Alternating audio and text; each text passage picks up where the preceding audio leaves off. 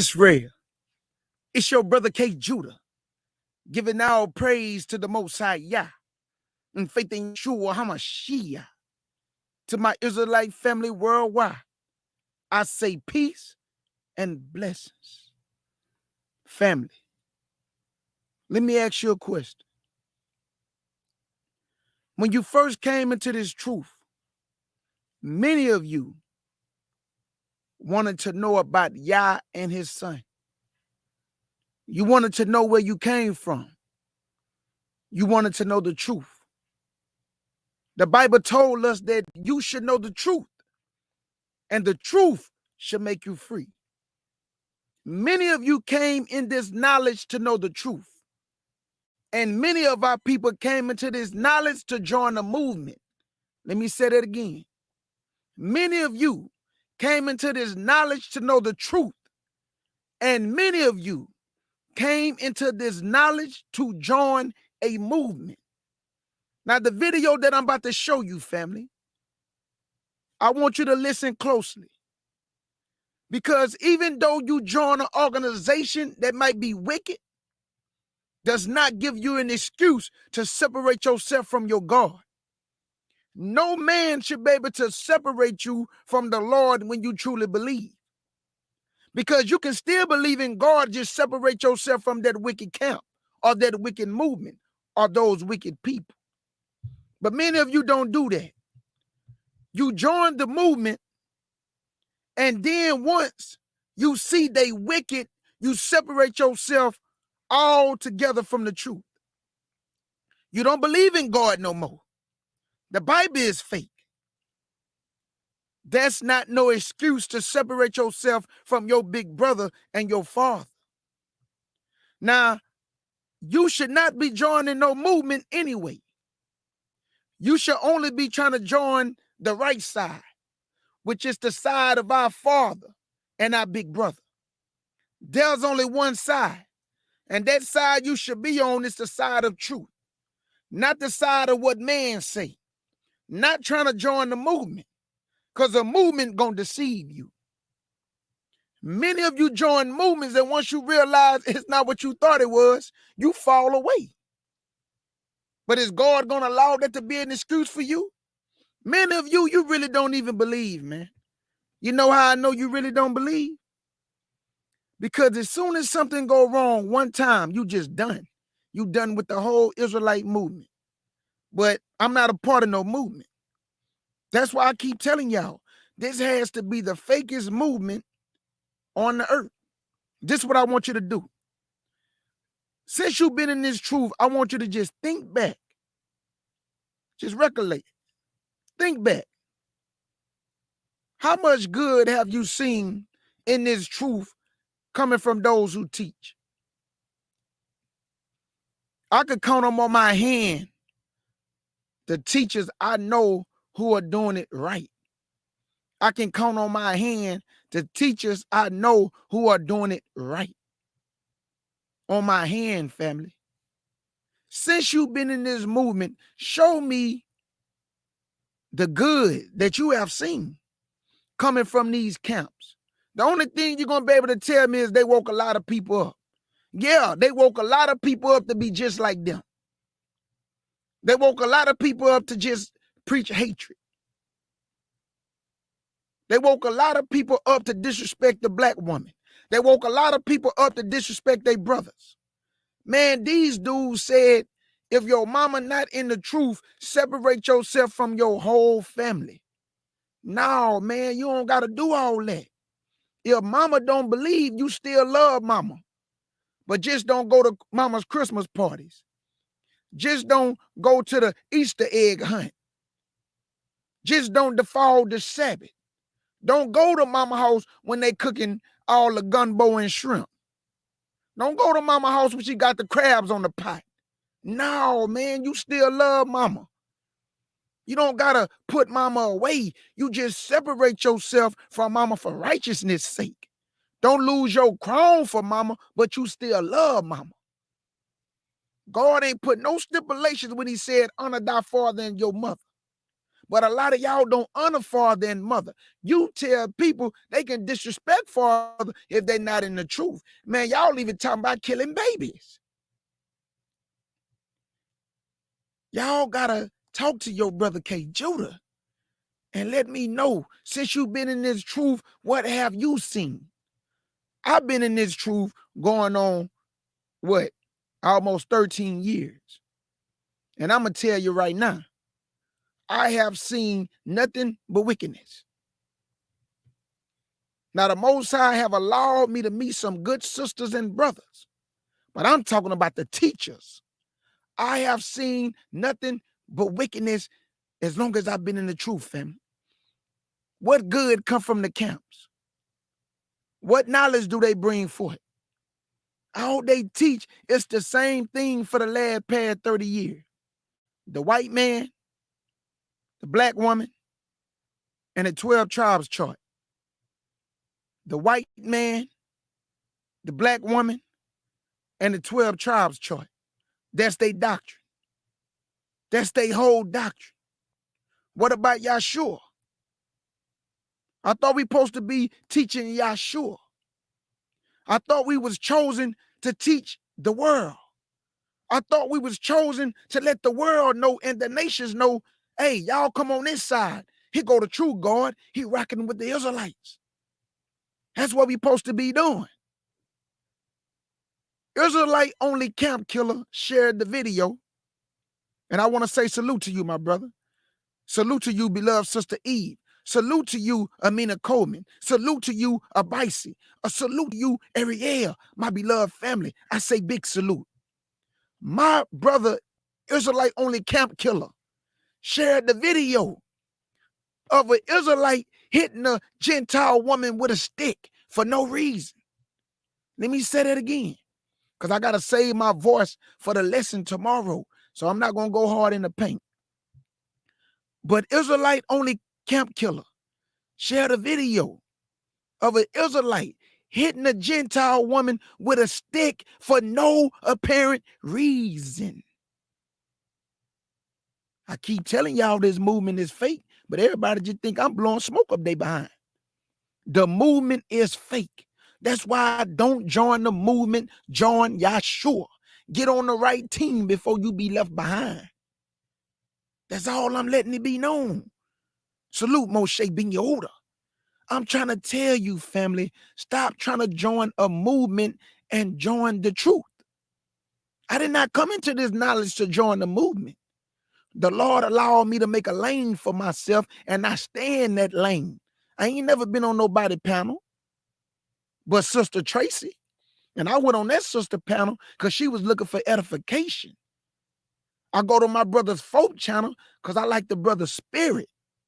But I don't go to nobody else's panel. You ain't going to see me all over YouTube, family. You ain't going to see me in people's chat boxes looking for subscribers, looking for likes, looking for friends. No, man. I came into this truth to do what Grandma told me I was supposed to be doing. That's the only reason why I'm doing this, y'all. I'm doing this because Grandma told me at 22 that God gonna use you, boy, to teach that Bible. I'm doing this for what Grandma said. I ran from God for many years. I was running. Salute to my brother, Bezalel. Salute, brother. Hey, Bezalel, let me say this to you right now while you're in the chat. Thank you for the encouragement, my brother. I love the way you write. I like the things you write. And I like the way you think, brother. And I say big salute to my brother, Bezalel. And I hope I'm saying your name right. You got to forgive me, brother. I'm from down south. Salute to Namaria. Now, let me get to the video. Like I said, but there go Raining Woman. Raining Woman, I just asked about you, sister. You're going to live a long time. Well, I pray we all get to live a long time. I just asked about Raining Woman the other day. And here go the beloved sister. So Raining Woman, I say big salute to you. Namaria, my beloved. I say big salute to you. Now, family, I want you to grab your seat. Come on and take your seat. Come on, come to the University of Yah. Moshe Ben Yehuda, we're going to be on, my beloved brother, at 11 o'clock tomorrow. So I got to save my voice. I'm not going to go hard in the paint today. So I'm going to go ahead and show y'all the video. Me and Moshe Ben Yehuda, we're going to swing the sword, man. Man, the Lord put a great lesson together for y'all tomorrow. Just going to ruffle some feathers, family. I'm not, and oh, there go Oracle 007. I say big salute, sister. Big salute. Family. What the Lord going to bring for tomorrow is going to ruffle some feathers. I'm not trying to change your mind about 1619 to 2019. But you remember what I told you. I don't read history to try to seem smart. I use history as I need it. And tomorrow, I'm going to need it. So what I bring for tomorrow is going to blow your mind. It's 1619 to 2019, 400 years. That's what we're going to deal with. We're going to deal with the Genesis chapter 15. Is that captivity for us today? But we're going to deal with it tomorrow. But right now, I got to get to the topic at hand. All right, my brother. Hey, big salute to you, though, brother. Big salute to you, Bezalel. Big salute, my brother. All right, family, let's get it. Let me go on, get ready to open up this window. But before I do, I got to do this for y'all. Clean up crew. Clean up crew. Clean up crew.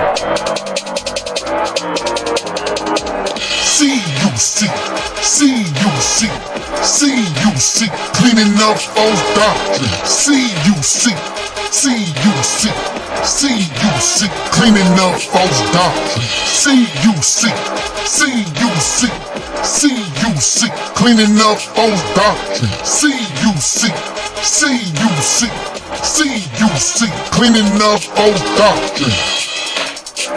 Clean up crew. Clean up crew. Clean up crew. Cleaning up false doctrine. Clean up crew. Hey, bring my sword.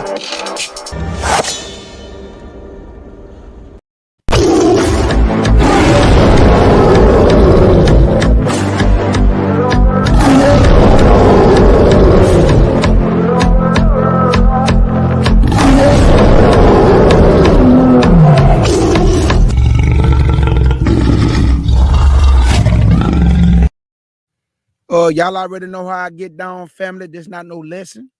So Amina Coleman, Bezalel, Bees, Eve, Oracle, anybody want to come on the panel, Bicey, Ariel, y'all can come join y'all, brother K. Judah, while I share y'all this video. And I want to hear y'all input. So I'm going to drop the link. Y'all come on the panel because I'm about to show y'all a video that's going to blow y'all mind. I just want y'all to listen to this brother who used to be an Israelite and why he not an Israelite no more. He used to be with Israel United in Christ. So let me go ahead and do the fair use right now. I went on and made me some fair uses. Let me take my line off. All right, here we go. All right, YouTube, y'all see that, huh? Disclaimer, copyright, and fair use. There you go. I got the fair use. So don't mess with me. And I got the disclaimer.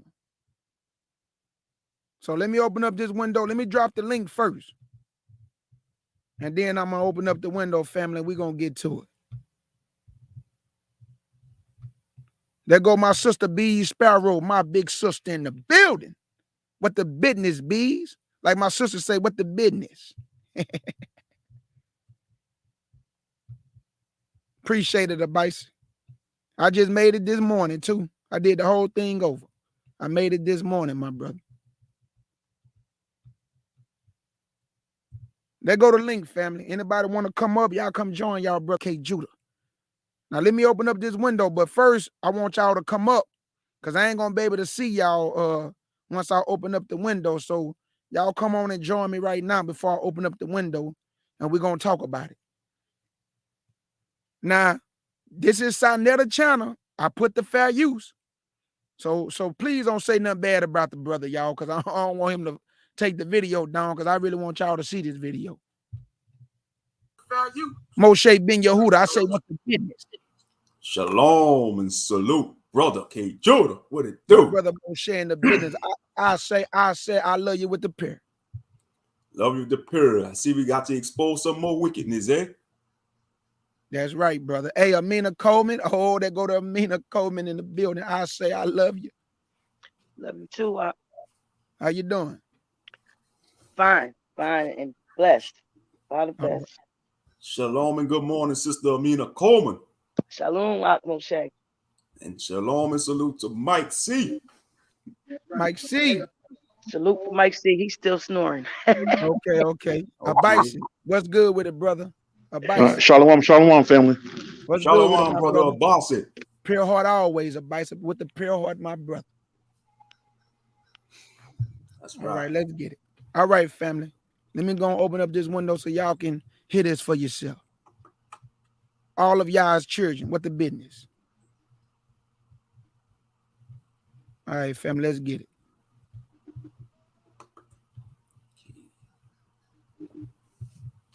I'm gonna make it big. Y'all can see that? I still see the disclaimer. I still see the disclaimer. Yeah, the disclaimer. Yeah. Oh, okay. Got y'all. Let me go back. Hold on. Got y'all right now. All right. I got y'all. Man, I know Ark ain't come on the panel, man. I'm shocked. Listen. Arthur, what's good? Arthur? I just wanted to talk to you all personally and tell you all how much I love you so We much. love you with the picture. You know I can't stay home. Hey, brothers, sisters, Eve, Ether, Fruto, I'm telling you, I love you all. I just wanted to come in here and say thank you all so much for what you're doing. Now let me stay in order and get back to work while I'm listening. I love y'all. All right, man. We love you too, my sister. Thank you. Thank you. Thank you, sister. And be safe at work too. Be safe. Yeah, be safe. I will do. You too. J-O-B. All right. Love you. All right, family. Y'all can see it now, huh? Here we go. Okay. Yeah. Hey, family, y'all now see, I'm going back. I was already listening, but I want y'all to listen to what this brother said about Israel uniting in Christ and the stuff they be doing behind closed doors, family. The purple gang, eh? They up to no good.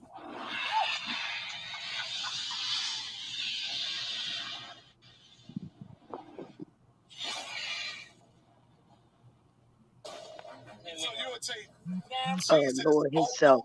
Damn right. Well, come on, Jesus planet. He don't make planets.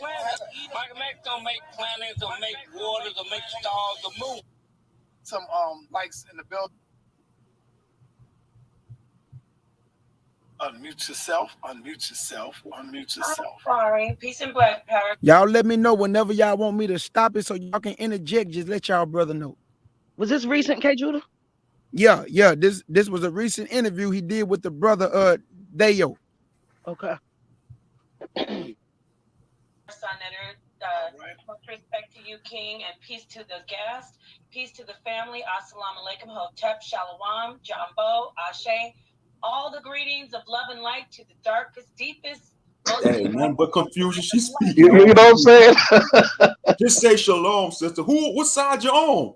The African side? The Israelite side? The Hindu side? We say shalom around here, shalom. Right? Yeah, that's confusion.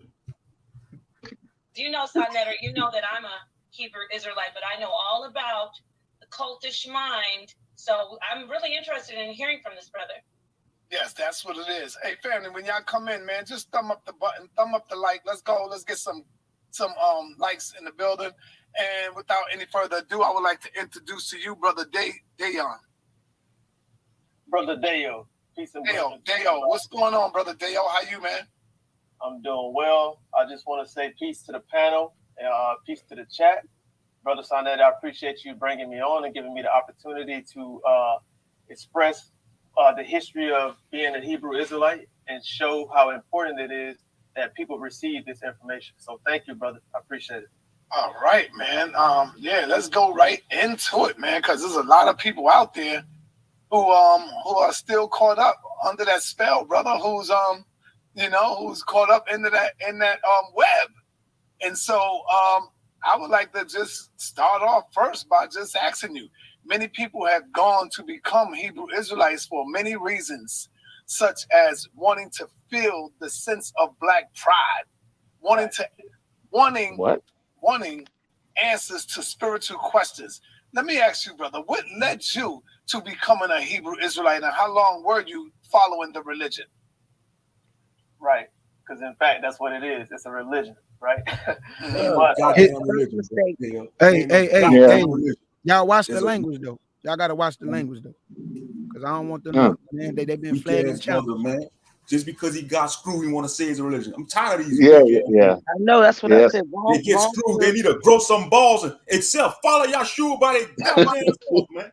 You got Moshe fired up, boy. It's religion, man. Go back into the world then. He didn't believe in the beginning. Just because you join some wicked brothers or sisters, don't leave the damn faith. At least Christians hold on to their faith. Facts, Moshe. You know, got a lot of weak ass brothers, man. Hey, Moshe, they go back into the world, all the sisters, and go become witches, man.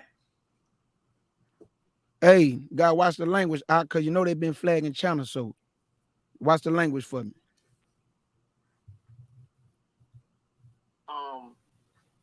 Back in 2013, to make a long story short, I started going into a spiritual journey. I was bouncing around from church to church trying to find the truth. I was bouncing around to different Christian churches. My mother never raised me in the Christian church. She never forced me to go to church or nothing like that. But as I got older, I started seeking, right? Because we always said prayers as kids. We always, acknowledge some God in the sky as a child, right? So as I got older, I started searching for Jesus. I started searching for this biblical God. And I started, joining different fellowship groups and things like that. So I had a zeal, or I had some sort of belief in God, right? But I just wanted to find the truth.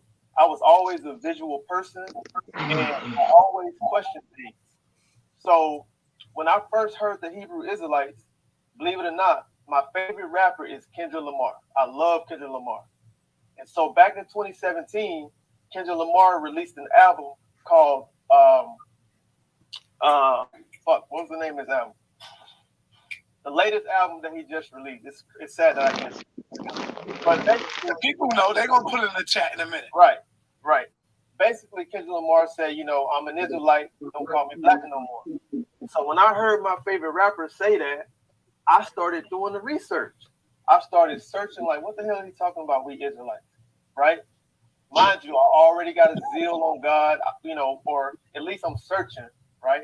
And so when I saw these brothers, and I saw these brothers teaching on the street, powerful brothers. I mean, like, in uniformity, everything lined up. They got the signs and all this stuff. It looks nice to the average person who believe in God, but they don't really know the Bible.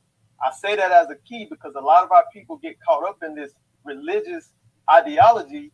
Is because a lot of we are very religious people. Black people are very religious.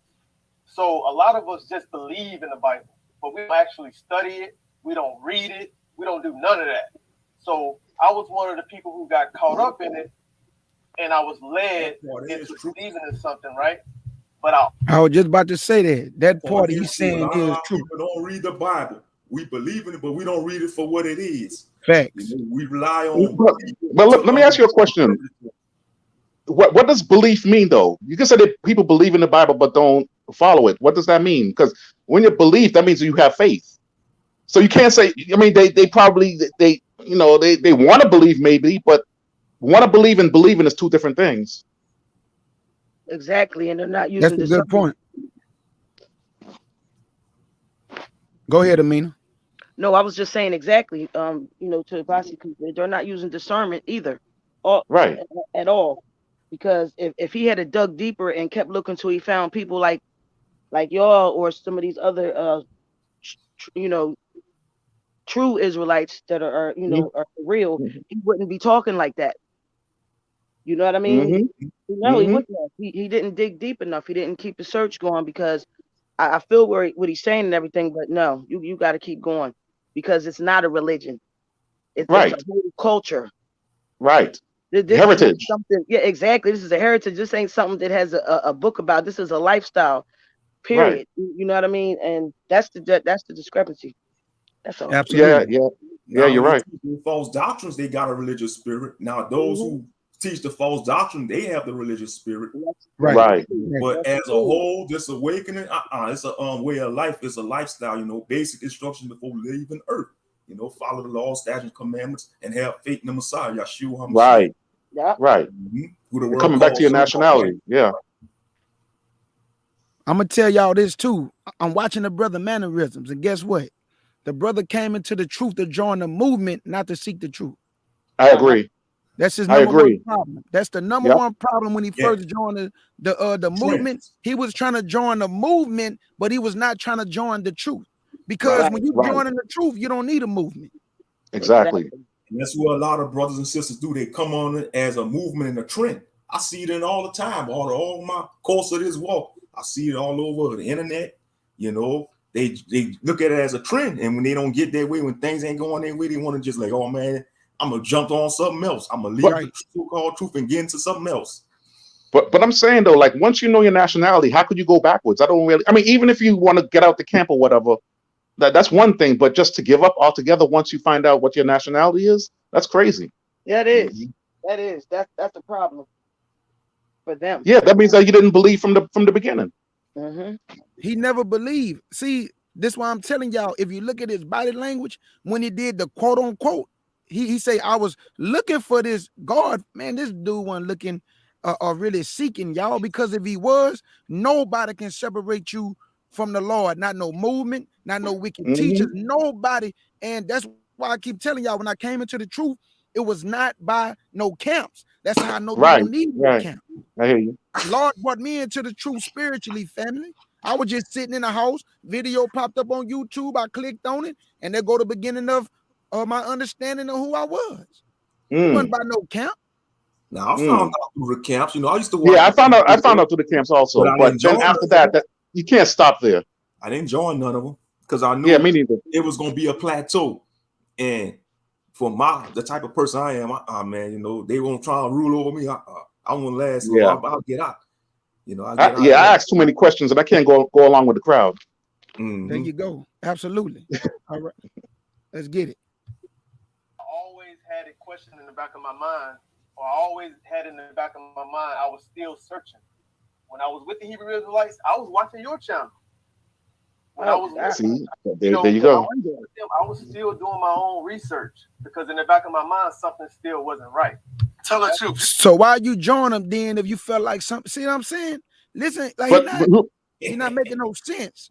It's but remember what he first said though, K. Judah. He said he was bouncing around different, you know, like Christianity and this other doctrine and whatever until he was trying to find the Lord, but he was doing it through all different types of organizations and whatever. Instead of going to that book and finding them. Right.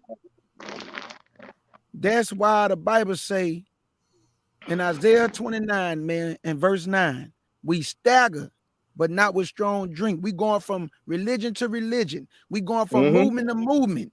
We going from church to church, and we still not healed. The Bible is the medicine while the people still sick. This Bible can heal you if you truly seeking Yah, if you truly seeking Big Brother. But I keep telling y'all, family, a lot of Israelites, they want you to do all the work for them. Yeah. When you say, you say, get you some index cards and write this stuff down, most people is not writing this down, family. And the reason why, because I agree with that. They don't like you reading too many precepts to them. They like the channels who tell them about motivational speaking. They like the channels that tell them how they can make it in life. They don't like channels like ours, man, reading Bible. Our people don't read no Bible to them. Don't worry. Don't worry. No, go ahead, Moshe. Sorry. They be like, don't worry, man. You still could get that successful job, even though we're in a pandemic and the government about to go crazy on us. You still could be successful. You still could be that Negro. You still could be that woman. You know, that get all this and get all that. Man, get out of here with all that buffoonery. Ain't it crazy? Yeah. We in some dire times, man. A lot of people are hurting right now. They got people that need deliverance. That's one thing about these camps. Yeah, they could be, that's right. But neither one of these camps ever cast out demons, never did no deliverance. Tell them Talk that talk. Real Talk talk. that talk. Tell them about. Wearing their garments and all that. Got their seats all fringes all the way down to their feet, all kneecaps, and they ain't even preaching about deliverance or salvation. All they want to exactly. do is false 12 tribe chart, which is false. You know, they want to bash the sisters. You know, they want to say the white man is the devil. Yeah, they got white devils, but not every white man is a devil, and not every black man is an angel. Talk that talk. Thank you. Talk that talk. Moshe, There's a lot of black devils walking around, and many of us have our share of black devils we dealt with in our life. That's true. Talk that talk. Boy. That's true. Yeah. Real talk. Moshe, don't we always say on the panel, Moshe, that wickedness don't have no color? That's right, brother. Evil is evil. Yeah. Evil is evil. Righteousness is righteousness. Amina, go ahead. I'm sorry. I'm just piggybacking. Oh no, I didn't hear what you said. That's why. Yeah. I was saying that what behind what Moshe was saying about us, and we're not using the Holy Spirit. First of all, those people aren't using the Holy Spirit to direct them and guide them in the truth. That's where they're starting off wrong. They're using their own head and heart, and this little bits and pieces they're getting from these unloving, ungodly camps and some of these other people too. And that's why they're stopping, and they fall off right there because they're not using the Holy Spirit to lead and guide them. You need that discernment. Other than that, you're gonna be lost. I lived in the lost before. I already know. So you know what I mean. And the Holy Spirit got me to where I'm supposed. And that's the job of the Ruach, to lead you and guide you in all truth. That's right. That's right.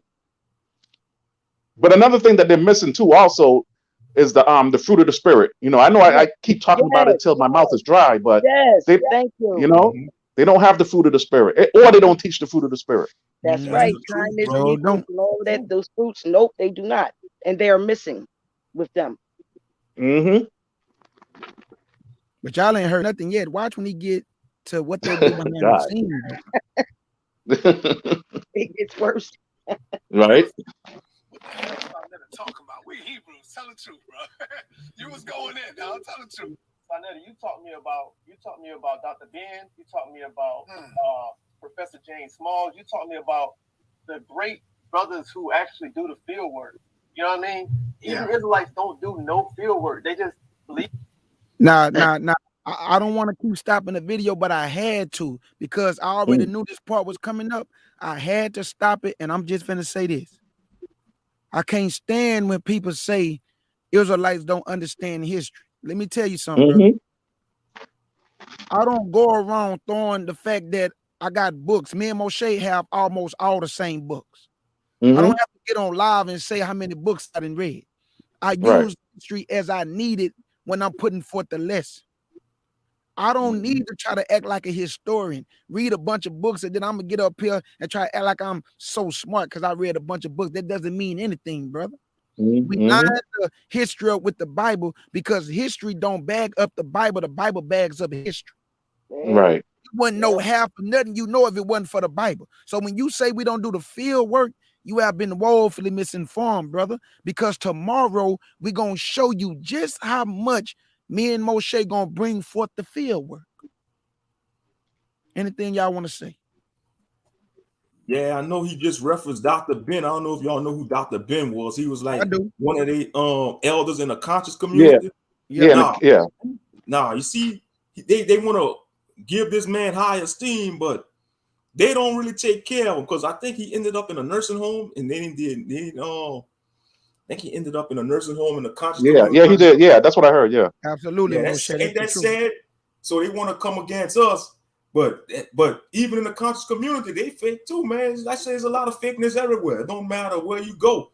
You know, you gotta have the spirit of discernment, and you gotta be led by the Ruach or the Holy Spirit. You know, have to, you know, because you will be screwed over. You know, there's a lot of wicked people, man, and they in it for the wrong reasons. Yeah. Even the Bible, and that's the proof.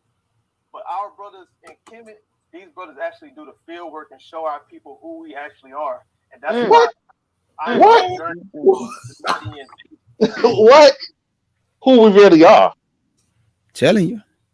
We ain't no Oh Hamites. man. We ain't no Hamites. So yeah, I guess we Africans then. Or Hamites. Yeah, they want us to be on the losing side, man. After we learn about the 10 plagues in the book of Exodus, man, I want to be on the winning team, man.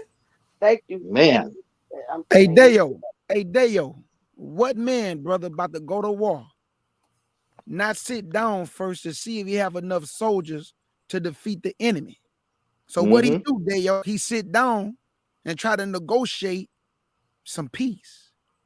Deo, what First man thing. about to build a house if he don't have money enough sufficient to finish the house, Deo? They gonna start to mock him, Deo. So that means you came into this truth and you really ain't have the heart to finish the race. You didn't come into this truth to endure unto the end. You ain't come into this truth to really get to know Yah and our big brother. Deo, you join this movement, but not the truth. We about to. But honestly, I want to really know, like, what was he really like? What is he searching for? Like, what does he want? That's the thing I don't understand, because it seems like already Kemet, a bison. He was. That's what it is. Oh, that's what it is. He just joined the Israelite movement because it looked good, it sounded good. They was dressed nice. See. A picture speak 1,000 words, and the appearance of a group would make people gravitate to it. When men are in formation, it looked delicious.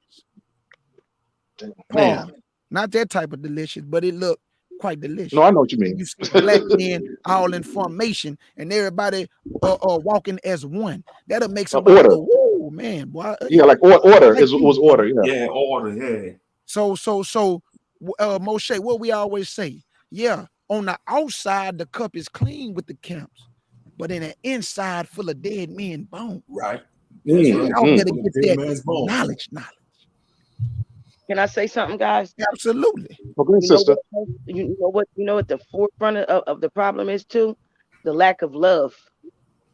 The lack of love in people's hearts. Because when my first when I started seeking the truth and seeking the Most High, it was out of love. It was because of the love He had for me. Right. And I knew it. So I had to search Him and get to the right, the right teaching, so I could get, so this love can. So I can give it back to Him. That was my search. That was the reason. And that's missing big time when the camps and some of these other people assemblies too. They just sitting up there loveless. Right. And trying to teach somebody without love. I got to you got to love me for me to deal with you. You understand what I'm saying? It has to be a level. And I ain't saying being in love or none of that. I'm talking about just I know what love. You know what I mean? Yeah. The love that the Most High and in the spirit of Yahshua puts on us. That's the love I'm talking about. That's missing in us too, big time. You got a lot of good teachers giving up good knowledge, and they ain't giving up no love with it. That's not how it goes. All the works that Jesus did, He did that in love. That was all out of love. Yeah, you're right. Like I always say, all love is loyalty and sacrifice. The Lord said, He said, if you love me, keep my commandments. And what does it take to keep the commandments? Loyalty and sacrifice. Sacrifice. Exactly. That's absolutely correct, brother. Yeah. Amina Coleman, I'm gonna say this once and I'm gonna say it twice because I always say this. Many are called to teach people. They are not chosen. Many are called to teach other people that are chosen, but they themselves are not chosen. God called that's crazy, man. To teach, but He have not chosen them to deliver them. You know how I know that? Because they walk in darkness. Look at the doctrine. They talking about killing mama and daddy. They talking about killing wives. Yeah, that's crazy. Yeah, that's crazy. That is wicked. These boys say they'll take a knife and cut the mama head off. That is demonic. But I thought God told us to honor mama and daddy. Wow, they saying that, kid Judah, they going that low, killing their own parents because they don't believe the truth. Man, that's cult mentality. Whoa, their own mother. Their own mother. You said, kid Judah? Yeah, I heard a brother say that he'll kill his mama if God permitted. I heard a man, I seen an old lady walking down the street just minding her business, And the Israelite dude looked at this grandmother, you know, she's somebody, mother, grandmother, Mm-hmm. and he looked at her and cursed her out, called her the B word, and said he want to put her to death. And y'all gonna tell K. Judah that these Negroes is my brother? These Negroes Man, is that's not not my our brother. brothers. That's They're some not my brother. they not even worthy to be the filth on the bottom of our shoes, man. Disgusting, they bro. sound like man, they sound like wild Ishmael. They Yeah, for disgusting, real. bro. They need to They go to the Middle disgusting. East and talking like that. They need to go join the damn Taliban. I'm telling y'all, Mhm. this movement Nah, they is can not stand what right people here. think it is, man. This movement is not what people think it is. I've been in this movement long enough to tell you, it's not what you think it is. It's exactly what it is, a movement that's going to lead you to hell.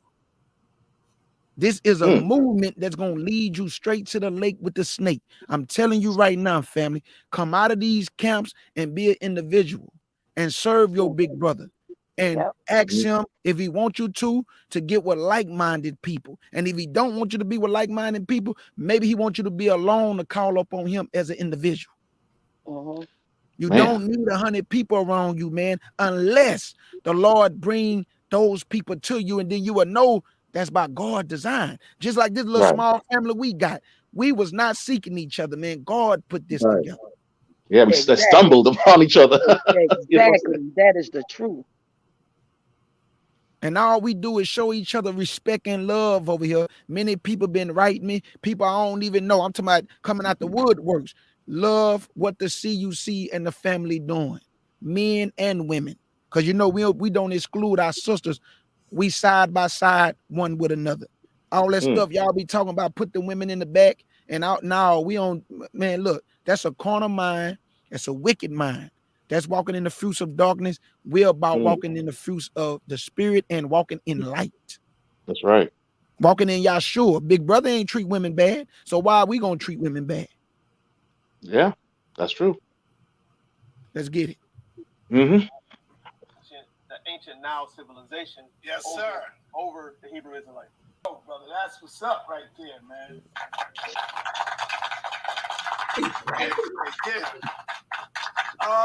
Let me ask you, brother. He got applause in the background. The one West Hebrew Israelites were the first camps to hit the scene. As far as the religion goes, did you ever follow any particular group, One West camps, such as ISUBK, IUIC, GMS, GOCC, AOI, or AOC? Right. I was a member and I was an officer of IUIC. So I had rank within the organization. IUIC, okay. Yes, sir. Yes, sir. The purple group. The purple group. Yes, sir. Oh, wow. Yes, sir. Talk to us about that. What is it like to what are some of the things you got to go through to become an officer or to move up in rank? Basically, it's damn near almost like the army. You got to give your life away, pretty much. You know what I mean? You got to be at different places at a particular time, right? And when you first become a Hebrew Israelite, they limit you to what you can study. They limit you to a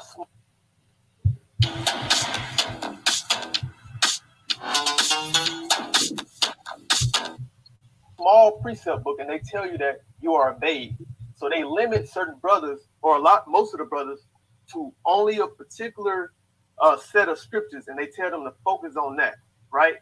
You are a babe. You don't need to be digging into the Bible too much. You don't need to be studying it too much. So a lot of times, you know, brothers get into these groups and they'll never rank up. You know, they'll never really exceed because like I said, a lot of times brothers are limited to what they can study. What you said again? What was the question again? I was asking you which group you ever been a part of, right? Yes, right. IUIC. Right. And then you said something else. What was the other part of it? What did I say, Nepal? You remember the question? Right, just basically what group, if you were ever a part of a One West group. I do have some questions if I can ask you specifically about IUIC. Yes, but hold on, let them first deal with this one, and then we could go ahead right after you finish. Yes, right, but that'll be good. Yes, I was a part of IUIC. Yes. Oh, okay. Okay, Nepal. Okay, thank you, Senator. Now I was actually, when I first came in, I was a part of IUIC as well. Whoa. With me, I noticed, I don't know if you want to speak a little bit more specifically about them. There's a lot of controversy around that camp. If you want to take some time, but with me, I noticed that they really were the most cult-like, where they would not let us do anything outside of that particular community. Like, did you notice that you were very much restricted from communication, and they often told you, with me, I noticed they would tell us, everybody's our enemy that's not in there, even family members. Talk to us about your experience with that, if you would.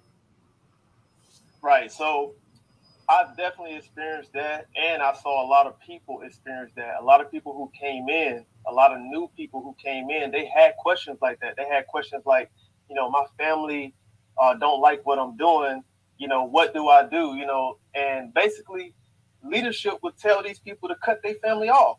You know what I mean? Like they'll justify it through the scriptures by saying your family. Christ said that your family are the ones that's keeping the commandments. Mm-hmm. So if your family don't accept what you're doing, cut them off. They wicked anyway. They the devil, right? Yeah. So that's the type of stuff that they said. But me, I never cut my family off. Now I distanced myself, right? Because I was taking family. Didn't I just say that in the beginning? Mm-hmm. That you still have to honor mama. You still have to honor daddy. Do not cut your family off. But when mama having that Christmas party, you can't go. When mama cooking that gumbo, Moshe, that gumbo with them shrimp in it and them crabs, me and Moshe know we can't eat that Louisiana food because both our families from Louisiana. We can't eat that. But when mama invite us for dinner and mama cooking food we can eat, because a lot of our parents got enough respect for us, they'll put a dish to the side. Yeah, my mother does that. My mama cooked my own gumbo. She cooked my gumbo on the side. She'll put like turkey sausages, or the beef sausages, and she said no shrimp or pork. She already know. Right. Yep. My mother the same way. Your mama doing that because she is pleased to dwell with you, brother, because she respect what you believe in. Yes, sir. Now she might not believe it, but why I cut mama off, Moshe? Because she don't believe what you believe in. Your walk and your behavior may draw mama in. That's right. The way and like I always say, my mama, even though my mama don't walk in this walk, she'll still show you love. She show everybody love. Y'all could come to her house, she offer you a plate of food if it's something that y'all could eat. Real talk. Absolutely. So why cut your family off when if you're around them and they see your behavior, that might start to rub off on them. Now they might tell you, man, please don't read that Bible to me. But they might say, but the spirit on my brother is different. Like my sister told me, she say, man, you different. I say, what you talking about? She say, man, I don't know, man, you just different. I already knew what it was, family. The anger was gone. Everything had vanished because God had created a new man. Hallelujah. So the point that I'm saying is do not cut your family off. You got to stop listening to man, family, and listen to your big brother, which is Yahshua, and your father, which is Yah. He say honor father and mother. He didn't put nothing around that. He just say honor father and mother. So the days of your life will be long. There you go. Yep. There you go. With promise. With promise that you're going to live long or you can cut it short by your behavior. Taking counsel from what I thought were spiritual men, right? So I kind of distanced myself from my family, right? Even moved away, right? But that wasn't the reason why I moved away. I moved away for other reasons too. But, these are the things that they tell people to do, right? Don't have no communications with people outside of the camp. Don't be hanging out with people outside of the camp and stuff like that. Yes, all those things, what you said, those things are true. Very cult-like. Right. Brother, let me just ask you, can you talk to us a little bit about, were you in the camp in IUIC at all during the time with the Joy Morgan situation? And peace, rest, and power to her. Can you talk to the family a little bit about what happened with Joy Morgan in IUIC? Right. Yeah, I was there during that time. Yes, I was. But I was not in London though. So all I can say is a lot of leadership did travel over there to see what was happening. But that's all I really know. I was an officer 10, so I really didn't know too much that was going on up the chain. But so I can't tell you if who killed the sister, none of that. I really don't know. That's good. Brother, maybe Nepal can take it a step further or ask it better. But I'm going to ask you, brother, talk to us about, let me see, where we at? Even when people wake up and break away from the culture, the lineage effect of the culture, take time. Even I can't damn, it's just a little tiny. Even years for persons to break free. What are some of the mental programs you really free zeal about the Hebrew Israelites? Put your glasses on, bro. That right? Some of the Hebrews do that make you say, you know, I got to fall back from some of the teachings that they come out with, especially when they be teaching about our people, Africans and stuff like that. The negativity. What was most negative to you when you were there? Right. Okay. I'm gonna share my screen and show you something that I don't like. But I want to say this. One of the things that I didn't like about the Hebrew Israelite brothers was they were very condescending, right? Even amongst the people that were there with them, very condescending. They'll tear you down if you ask certain questions, right? Especially the brothers. And they'll justify it by saying, brother, you are being emotional. This is what they always say to try to uphold their condescending activity. And you can see it in the streets, how they condescend people, how they talk down on our sisters on the streets, how they, just disrespect people on the streets, calling, the scriptures say they're supposed to live peaceably amongst all men. Right. But a lot of these Hebrew Israelites, they do not follow that scripture. And that's why I love you, Sai, because you always say these niggas don't follow this goddamn Bible, and they damn sure don't follow the Bible.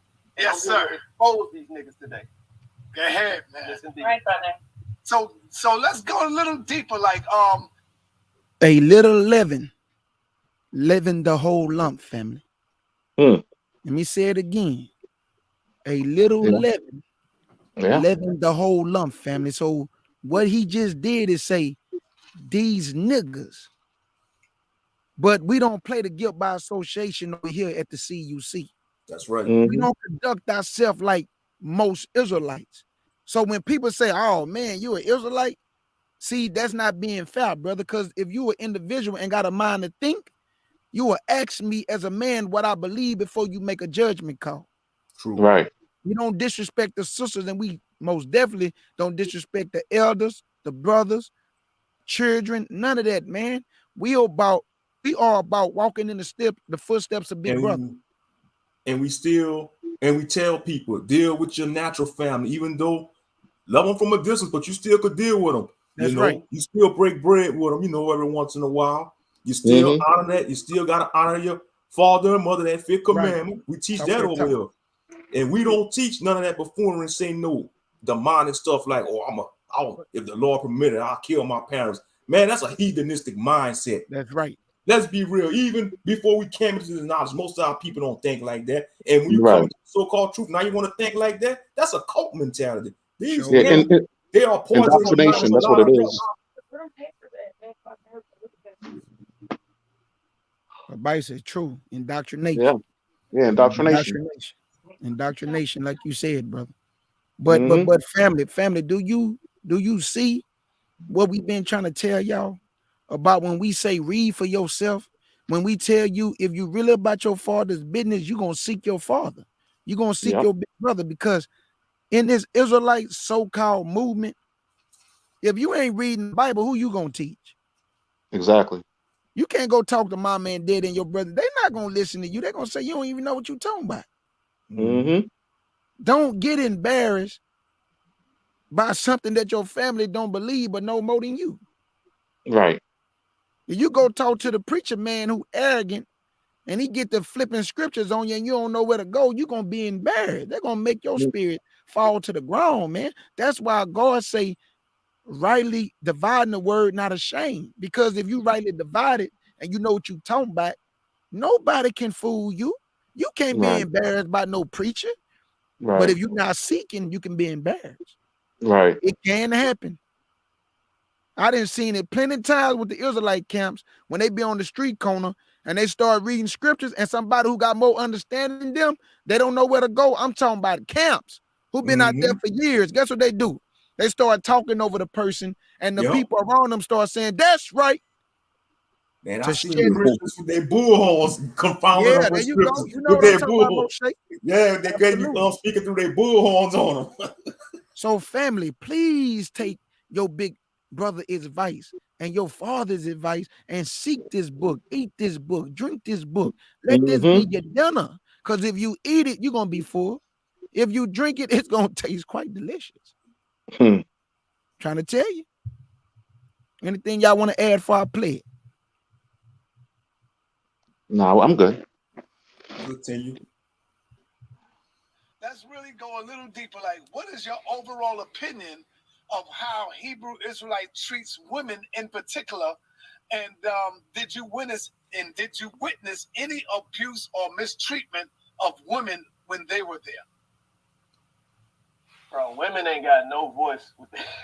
Oh, wow. Go in, brother. Go in. Brother, drop it. Look, if it wasn't for the conscious community calling this shit out, you wouldn't see a lot of, like, now they trying to put sisters on like different shows now, right? You trying to see them put sisters in the mix now because the conscious community has been calling these niggas out. Yeah. They do not respect our sisters at all. Yeah. Talk. Speak on it, brother. When I tell you, during a class, if a sister just like, you know how in the Christian church, some of the ladies be like, yes, Lord, or they might be like, amen. A sister can't even say that shit in the church. Damn.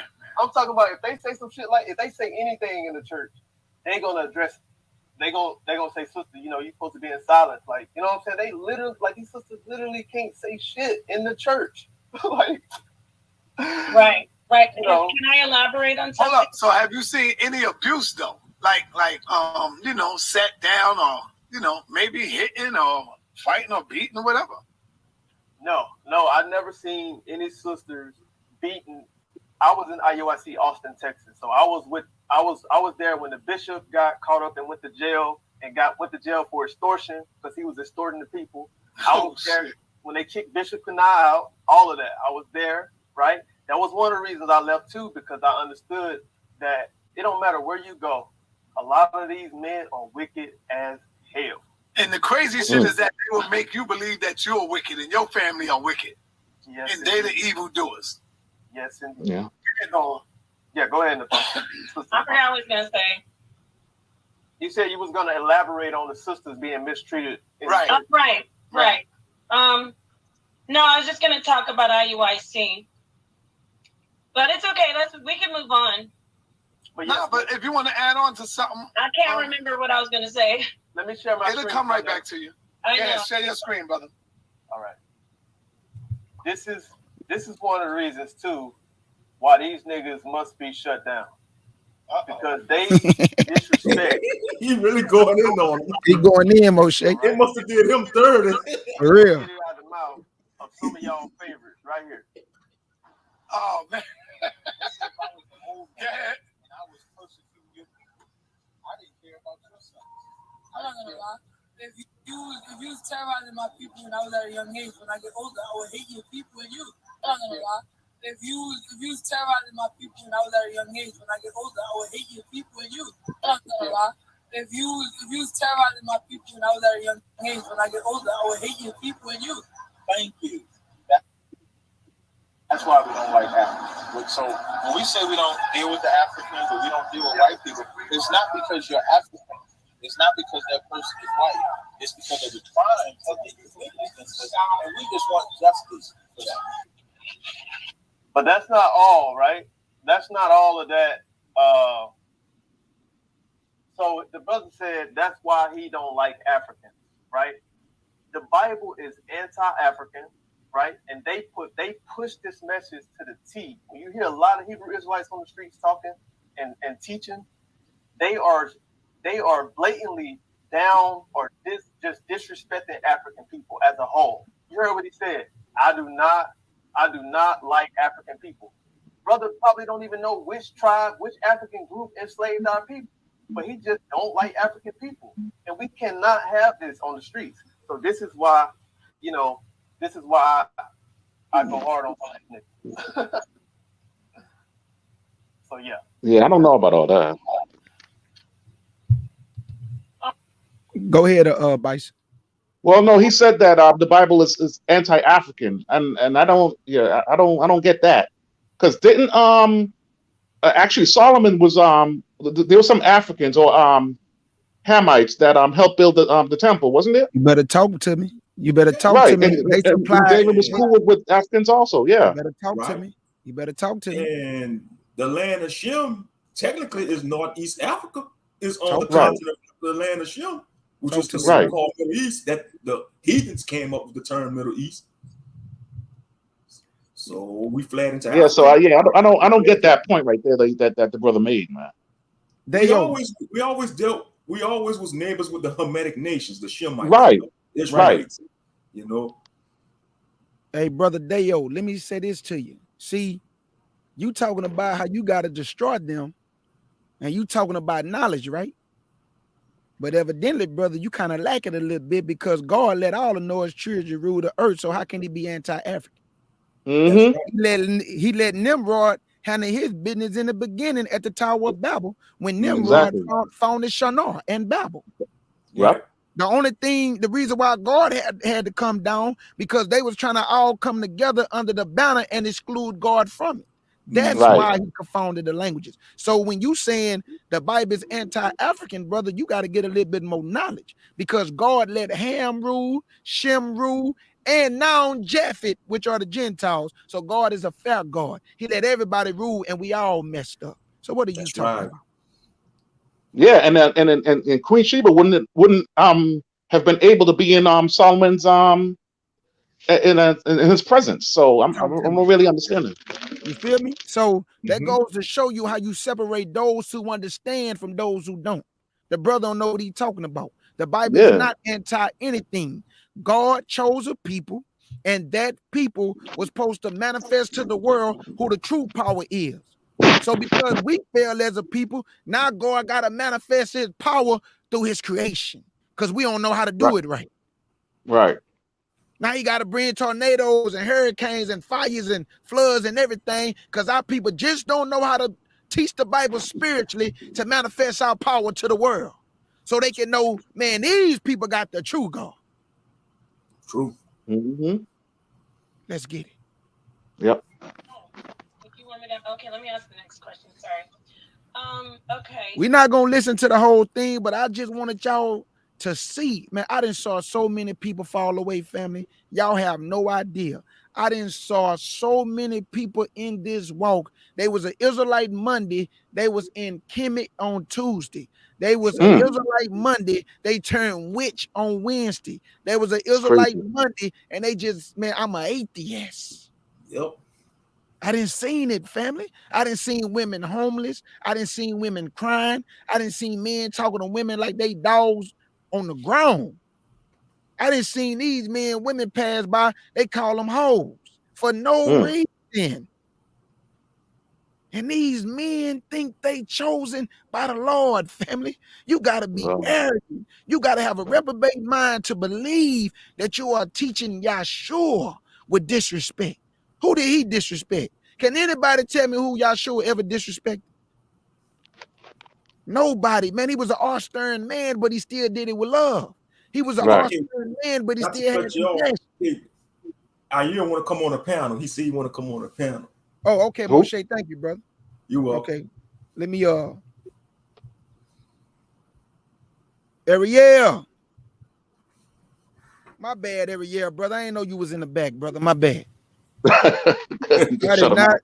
You remember, hey, Moshe, y'all remember I said, hey, y'all gotta come on the panel now, because I ain't gonna be able to see y'all. So look, let me drop the link for you, brother. Yeah, it's our brother from the UK family. I already know what Ariel want to come up here for, Moshe. Moshe, before we start talking about them Hamites, it's from AL. He want to go in Oh on the yeah. Hamites. Hey, that's You our already brother, know though, it, man. Y'all AL. already know. Y'all already know. Oh, Bees, I'm so sorry. Bees, please come up here. Hold up, y'all. Oh man. Before I play the Man, y'all video come on, again, family. Y'all come that on, Bees family. come up There's a here. lot of spaces. August There's a Dreams lot of in the building. spaces. Where my sister at? Hold up. There go my twin, y'all.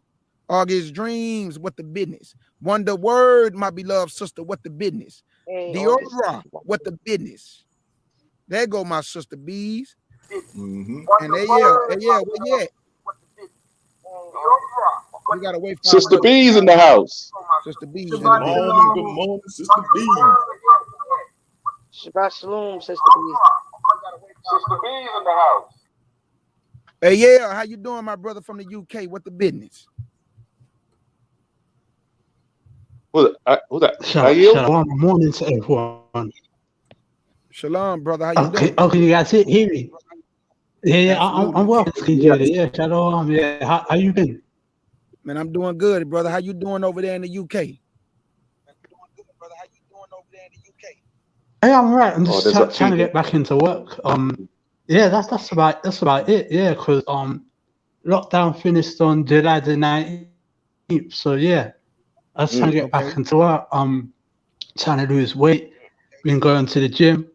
Been doing a bit of What's up, fasting brother? as well. I haven't eaten anything since Sunday. Yeah, I'm trying to do some hardcore weight loss right now.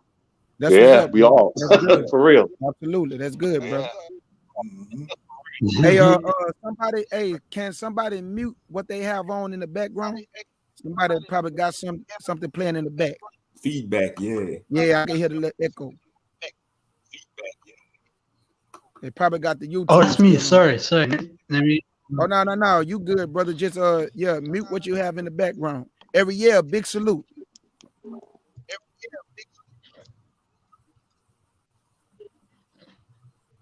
Did you mute it, AL?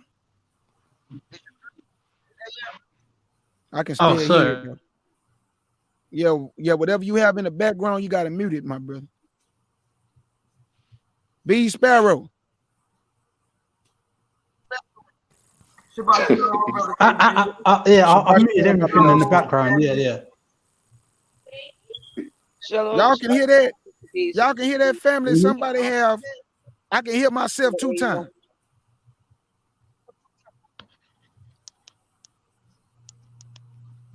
Is that okay now? Because I got a bit of an echo on my phone. All right, there you go, brother. Hey, we're gonna do this in order, family. We're gonna do this in order. So, you in the UK, brother. So talk to us. I know you about to go in on ham, so talk your talk. Well, first of all, shout out to everyone. Shout out to UB Sprout. Shout out to Apple Shay. Shout out to Amina. That's nice for the first time and speaking to you, Amina. Shout out to everyone. Yeah, I'm glad that you're speaking about this thing because myself personally, I'm getting so sick and tired of the things that are coming on camps, but also from a lot of Israelites that ain't in camps. Because I started to realize myself. A lot of that would people agree that with their journey that a lot of people is that some of the worst people that you've ever met in your life? Would anyone agree with that? Yeah, I agree. Yeah. Sad to say. Yeah, and it's like because what we've in this video is that I see why he left it. Well, to be honest, that's what a lot of people are saying. I wouldn't have joined the camp. Well, to be honest, I was going to join GMS in 2014, but I had financial issues that stopped me from joining them. So I was thinking I need to sort out my financial problems first. But I didn't join them anyway. But what I'm trying to say is a lot of the things that are coming out from these camps. I agree with what you guys were saying on the panel and what the guy was saying in the video, that the way that camps talk to people and everything is becoming disgusting, and I'm getting sick and tired of it. But also, like I was saying, a lot of Hebrew Israelites that are not in camps. A lot of them are just horrible, disgusting people to the point where it's difficult for me to tell people that you're an Israelite, or to preach people, because I don't want them thinking that I'm referring them to the camps or to the nasty Hebrew Israelites. Right. Absolutely, brother. Yeah. That's understandable. I agree with you. What you saying is on point. The camps are disgusting, and me and my brother Bicey, we used to go back and forth a little bit out of love though. But Yeah, of course. Bicey used to tell me, K Judah, go and give him a little break. And I said, Bicey, because I love you, I'm gonna bag up a little bit. I say, but if them Negroes do anything, I'm coming. And I remember that. I tell you, I finally got my brother Bicey on his side, because now he see that, man, these Negroes is gone. I'm talking about gone in the head, man. K Judah, talk to me. I want to ask Brother Ayil, did he say financial situation prevented him from joining the camp?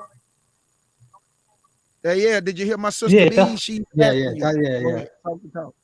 Did you say the financial situation prevented you from joining the camp? Yeah. It was just me being, I was just unemployed at the time. I wanted to get a job before I joined the camp. Yeah, that's all it was. Yeah. Hey, hold up right quick. That was not a financial situation. That was the Most High Yah. Say that again, sir. I couldn't hear. That was not a financial situation that prevented you from joining those camps. She said that was the Most High, brother, and she's absolutely correct. He stopped you. Possibly. Yeah, absolutely. He looked out for you, brother. He looked out for you before you made the wrong decision. You say financial, but what Bees is telling you is God help you out, brother. He stopped you before you made the wrong decision. He looked out for you. Yeah, possibly, because really I realized that if you have to pay to join the camp. Oh no. Oh, okay. I got it. Okay, I'm muting my mic now. Yeah. It was just a situation where I was thinking I need to get a job before I join in camp. That's what it was. Yeah, but it just didn't happen. And I'm glad that I probably didn't join GMS London, because there's some of them that I've spoken to. And put it, long story short, there's two of them that are actually Hamites in this squad in GMS London. And if I was to see them again, I could end up in a physical fight with two of them, the way that they spoke to me. Because like I said, I'm getting sick and tired of the way the Israelites are speaking to people. And I hear this. I've never been a street dude or any of that. I say, there's this certain words you say to people that will end up in a fight. And the way that somebody Hamites in these camps are talking to me, like, you know me, I get onto these Hamites. And some of these Hamites are very disrespectful in these camps, and I'm thinking, well, first of all, you're not even an Israelite. You're from Ghana. You're from Eritrea. You're not an Israelite. Then for you to be disrespectful like that, no. Hey, the best thing I can tell you, brother, is as long as they don't put their hands on you, brother, just stay away from it, brother. Just if they come around, you go the other way. Because you don't need to get yourself in no trouble dealing with these buffoons. Yeah, definitely, yeah.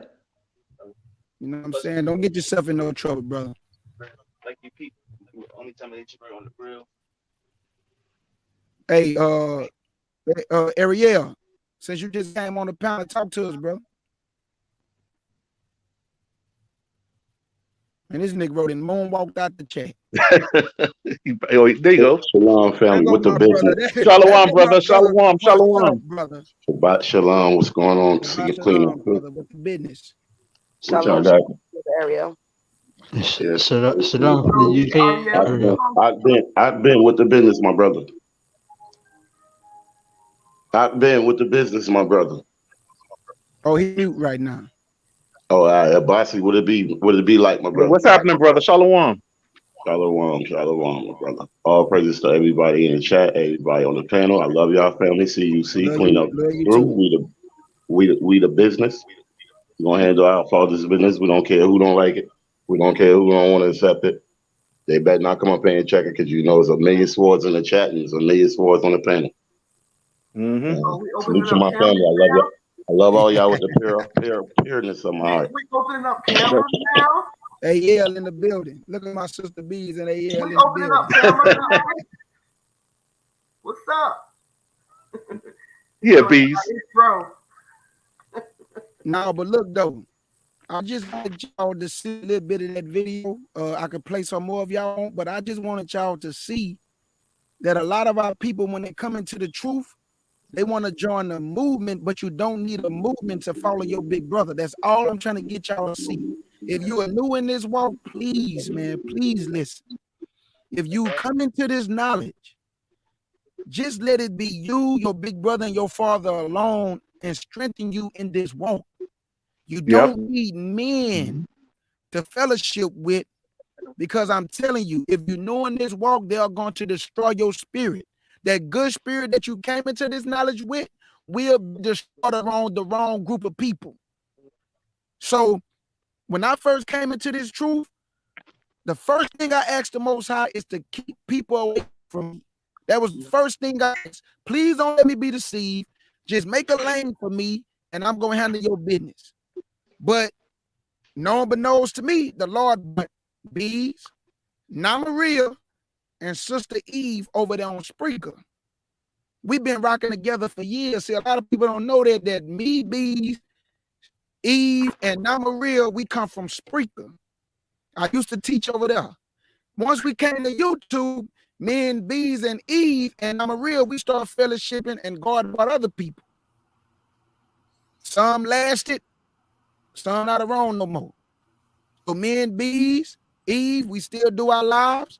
And then God just said, you know what I'm going to do? Now I can bring brothers around you. Now I can bring other sisters around you.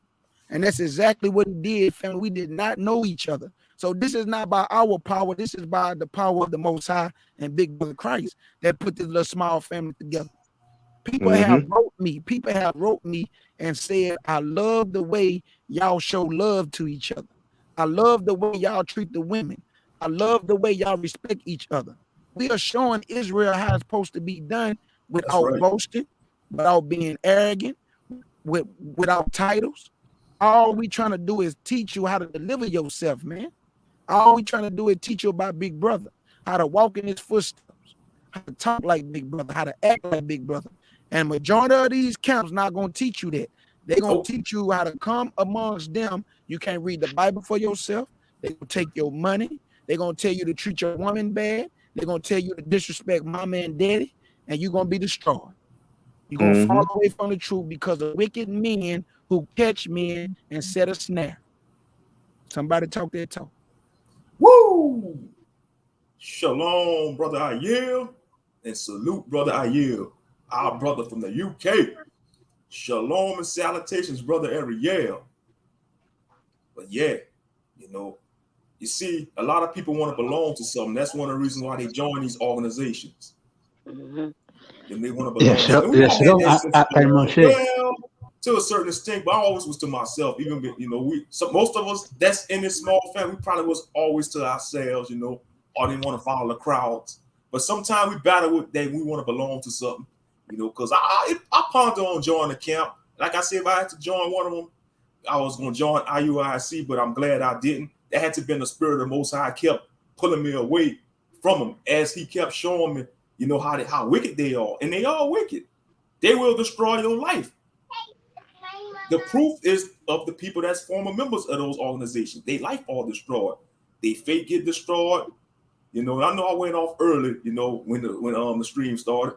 You know, so my apologies for that when I was going in there with the flaming fire of my mouth. You all right. I'm just keeping it 100. But yeah. But yeah, because I don't want them to flag my brother channel, because YouTube, they don't follow their policies. They hypocritical. You know, they've been funny.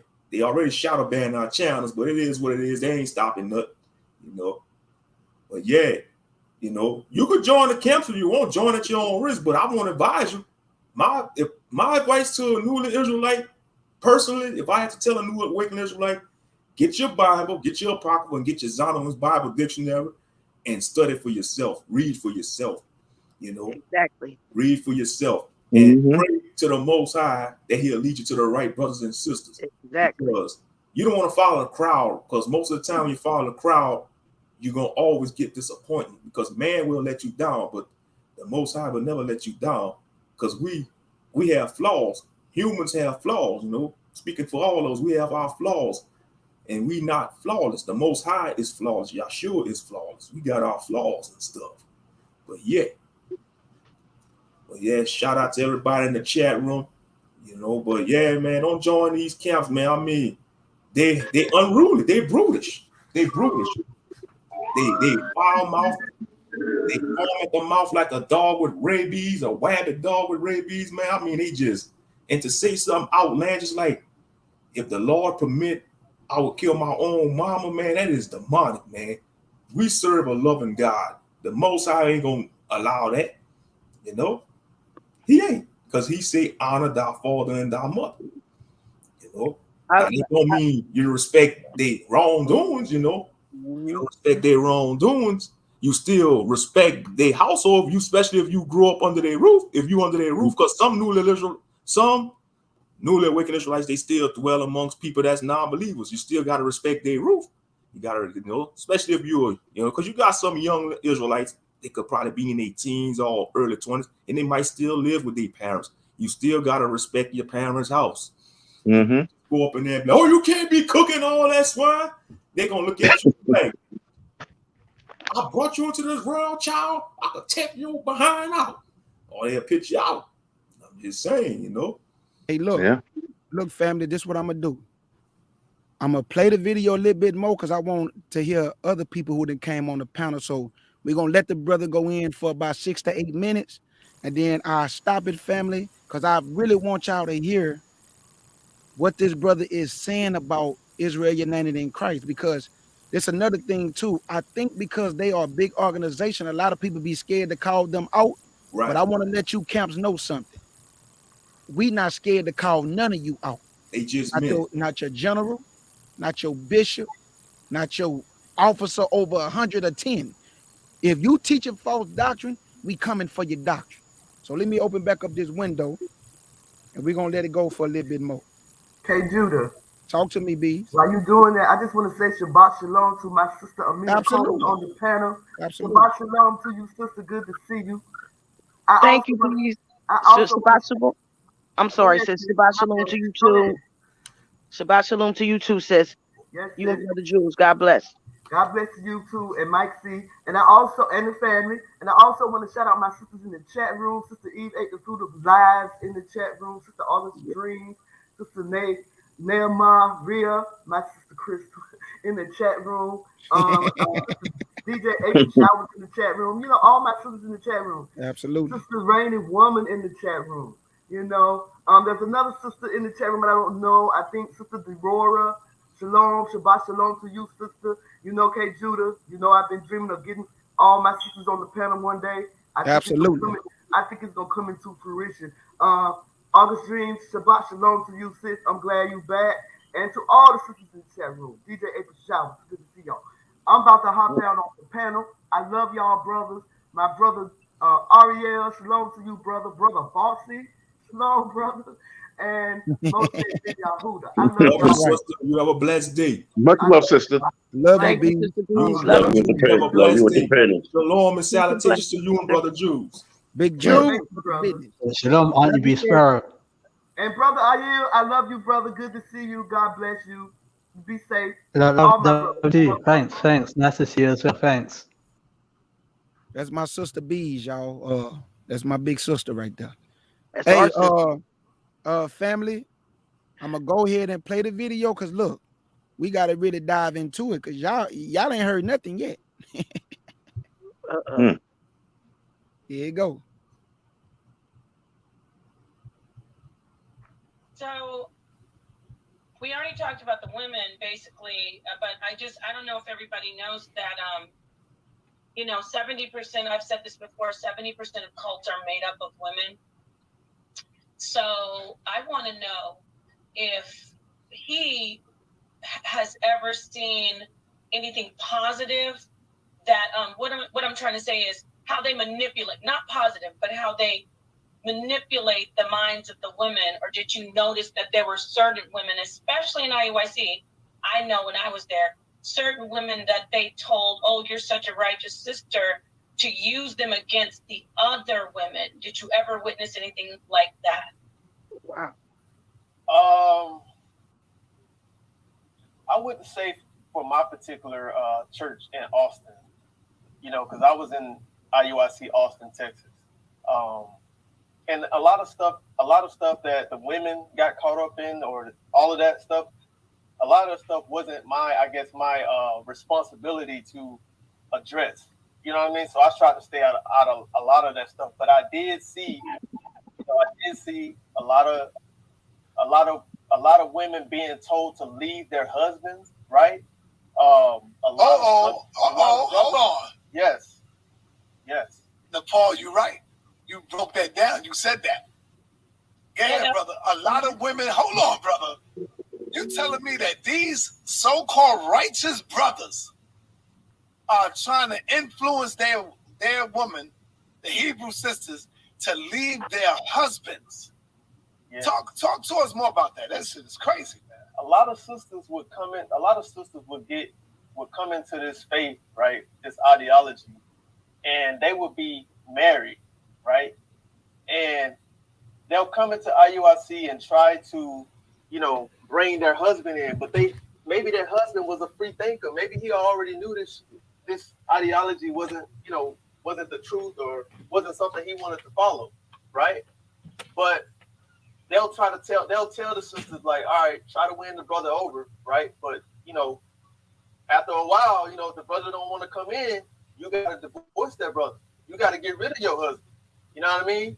And sometimes sisters, sometimes sisters would have white baby daddies, right? They'll tell this sister to give that child to the white man because the father is Esau, right? The father is Esau. Man, this is crazy. So if the father is Esau, then the baby is Esau, right? So now the baby can't be saved. So they'll tell these sisters to, you gotta get rid of that baby. You gotta get rid of that child. And when you look at the sisters today, they was doing exactly some of that. Not all of them, of course, but some would fall in line and do it. Well, if I may say so, that specific, the whole leave your husband thing is very specific. It's very common with IUIC, but I'll tell you, with groups like ALI and other Hebrew Israelite groups, that leave your children with the dad thing isn't just about if the dad's Edomite. They tell you, even if he's Israelite, give your child to the father and marry a man. So they encourage women to leave their children, abandon their children, or just give the child away. Why don't you tell us your experience, Nepal? With IUIC, when I came in, my husband at the time, he was not interested in doing it, even though he did like the positive sides of it. And they would tell me, oh, sister, you're so righteous. You shouldn't be, you need to be equally yoked. And then it was nice, like kind of sweet talk at first. And then the next few months it was, oh, your husband can't come to Passover, but you can, and your children can.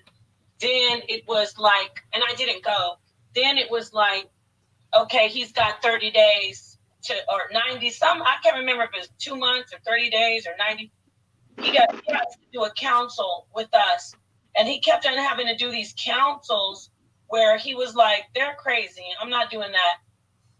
And then they were like, if after this certain amount of time he doesn't do it, you have to divorce him. And you're going to have to be with a righteous brother because you're such a righteous sister. And back in 2012, 13-ish, when I told people this, brother, they laughed at me. They said, oh, you're lying now. You can go hear hundreds of stories of women and men saying this. So I appreciate you once again confirming, yes, IUIC is notorious for telling people to get divorced, and that's against the scriptures. Right, brother? I'll hand it back over to you. To me, that's like sound familiar like Dr. York. See, Dr. York was telling people to Dr. York was taking motherfuckers' wives. He was taking wives for him, for his own concubine, and getting his shit off. It's the same thing with the Hebrews. Why would they? I can see this brother was not white. So why would they say you could come to the Passover, but not him? According to the scriptures, we all Hebrew Israelites, regardless whether we believe or not. He's still a damn Hebrew according to the scriptures. Right. So why would they tell her he can't come? Because they trying to isolate him so they can move in on the woman, bruh. That's what it's all about. They wanted to move in. What made, I mean, these niggas are just like the white man to me. Crazy. Go ahead, brother. Add on. Yeah, what's another go? I don't know, but go. So you witnessed that. He'll be back. You witnessed a lot of that. Yes, I did. I witnessed a lot of, just like I said, mistreatment. The bishop, I witnessed that he went to jail for extortion. Right. You're talking about Kanai. Yes, I witnessed all that. I saw him lose his whole house. I saw his house get cleaned out because, the lawyers came in and took all his shit because he was, extorting people. I seen all that. And then I seen him get a house the next day. That's how I know the leadership, all the money that they donate to that organization, the leadership is, they millions of dollars. Because he had a big ass house in Austin, Texas. The following day, maybe the following week, he had another big ass house. And I know damn well he ain't got all that goddamn money if it ain't coming from the church. Now, brother, you went to how many Passovers with them? I went to 2 Passovers. Okay, did you notice how they would line the women up like a meat market and say, this single sisters go up? I didn't do it. I never went, but I know that that's what they do. Talk to us about how they would auction off the women at Passover. Wow. Yo. Hold on, brother. You ain't getting no women you ain't getting nothing? No. So during my time with the group, I was proving a sister, right? But this was around the time where I was trying to construct a plan to get out of that. Because I knew it was a cult. I had to construct a plan to get out of this cult. Because they will try to keep you in this cult so bad. Like they'll just, they'll try to hold you in to make sure you don't leave. You know what I mean? So I had to lie and construct a plan to get out of this cult. Yes. That's how bad it was. You know what I mean? But as far as the sisters at Passover, yes, they do. They line the brothers up on one side, the sisters up on another side, and they'll make the sisters come up and, say something like, what do you do? Like, what kind of job you have? Yeah. What are you looking for in a man? Like, and the sisters, they don't want to go up there like that because they're supposed to be shamefaced. You know what I mean? So they really don't want to go. They in front of all of these men and all these people. Right. So like she said, it's like they auctioning off the sisters. Yeah. But no, I didn't never do that at Passover. Excuse me. And they asked them personal questions like, how old are you? How long were you married before? And the woman is so up there giggling and but she knows. And the thing is, these women are so wanting to please and be pat on the head that they let them totally hit them. I can tell you a little bit about what happened to me, Brother J.M. When I decided this is evil, I was there. I wouldn't leave my husband. When we finally said, no, you guys are evil, we said it in the middle of a class. Because they were telling us that if we're in the wilderness and our children ask for a birthday or Christmas, one parent's going to get a sword, the other one's going to hold the child, and the other parent's going to run the sword through the child, and Jesus is going to be standing over, like, supervising, going, good, kill that child. I've heard that. You heard that, right? Yep. So they were coming to my home when we said no. They were calling me, they were following us. They asked me, they tried to kidnap me. This was in 2012. Joy Morgan happened way later, like 2018. People, they were laughing at me again. I was like, they asked me to come out. 2 of the brothers said they were tow truck drivers at 11 p.m. They knocked on my door and they said, we need you to come out, move your car. I looked out and I recognized one of them was the IUIC brother. And I said, why are you trying to get me to come out the house at 11 p.m.? So weird and so scary. Even me talking about them, I've broken a lot of programs, but I do have this sense of like very, you know, they're scary. They're scary people. So I don't know if you experience anything that drastic before them actually coming to your home. Yeah, you know, like I said, when I was constructing a plan to leave, the brothers would come to they knew where I stayed, so they would come and try to, you know what I'm saying, talk to me about, you know, trying to get me to stay and things like that. And I had already had my mindset that I was leaving anyway, because like I said, I've seen a lot of condescending activity, a lot of people, a lot of the heavy hitters in IUIC, they left. A lot of my leadership that was heavy hitters, they left because of, you know, they knew a lot of shit was going on, and they tried to get me to come with them. But I was like, you know what, all y'all niggas with me, because I'm seeing too much of this. You know, every last group out there, they, especially the ones from One West, they are very similar. So Did you know Judah Mack? I did. He was my captain. He was in IUIC Austin. He was in IUIC Austin, so he was my captain at one time. Wow, and he's now got, I think, his own church. He's made an alliance with like AOI, and I don't know his teachings. I'm just saying. I remember Judah Mack left. He was one of their stars. Gadaliah, who's the brother who did the filming? That was the big. Oh, you're talking about Azaniah. Okay, he left. The sister who was the singer. Yes. Sister. Yeah, Zanaya or something like that. Yeah. I mean, a lot. So yeah, it's crazy. It's interesting. So I mean, just us taking this time to talk about IUIC because they have a very big camp, but they've got a lot of very serious national, international controversy, scandal around them. Not just Joy Morgan. Did you hear about the one brother who shot the transsexual? I did not. Yeah, so there's a lot. So anyway, I don't want to take away from your interview. Let me say this real quick. As you can see, the comment on the joint, Michael Jordan, he said, Johnson, he said, One West, not all, most Hebrew Israelites don't support, you see, this information going on here. But see, I don't think it's just One West. When I say I don't see real Hebrews, I mean that. When I say none of you niggas believe in the Bible, I mean that. I haven't met any of you yet that really follow these damn scriptures, because show me them. If they are real Hebrews, I told you I can show you scripture after scripture after scripture where the Most High come to you and say, who will stand up for me and condemn the evils of iniquity? Who will stand up for me and condemn the liars and the boasters and those who step up against lies? I don't see none of you niggas stepping up. So until I see that, then I'll say, you know what? Those some real brothers there. But until I see it, all you niggas are guilty. None of you niggas are righteous. None of you niggas don't believe in none of this shit in the Bible. Right. So all that talking y'all doing, oh man, you know, this is only them groups over there. And this is the One West camps, but we the real camp. Well, nigga, I don't see you stepping up against iniquity. I don't see you jumping out against evil. So get the hell out of here with that. This is only the One West camp. This is all you niggas. Right.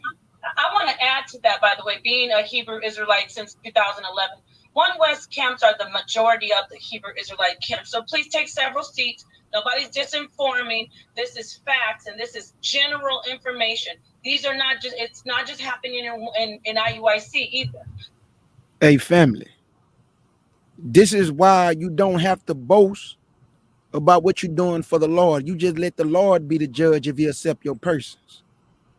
You don't need to tell nobody what you're doing. The Lord know what you're doing if you walking in righteousness or if you walking in darkness.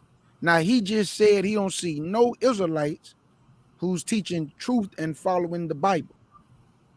But we don't have to say, oh, no, brother, we do. We don't got to say nothing. Nope. We let the people be the judge of that.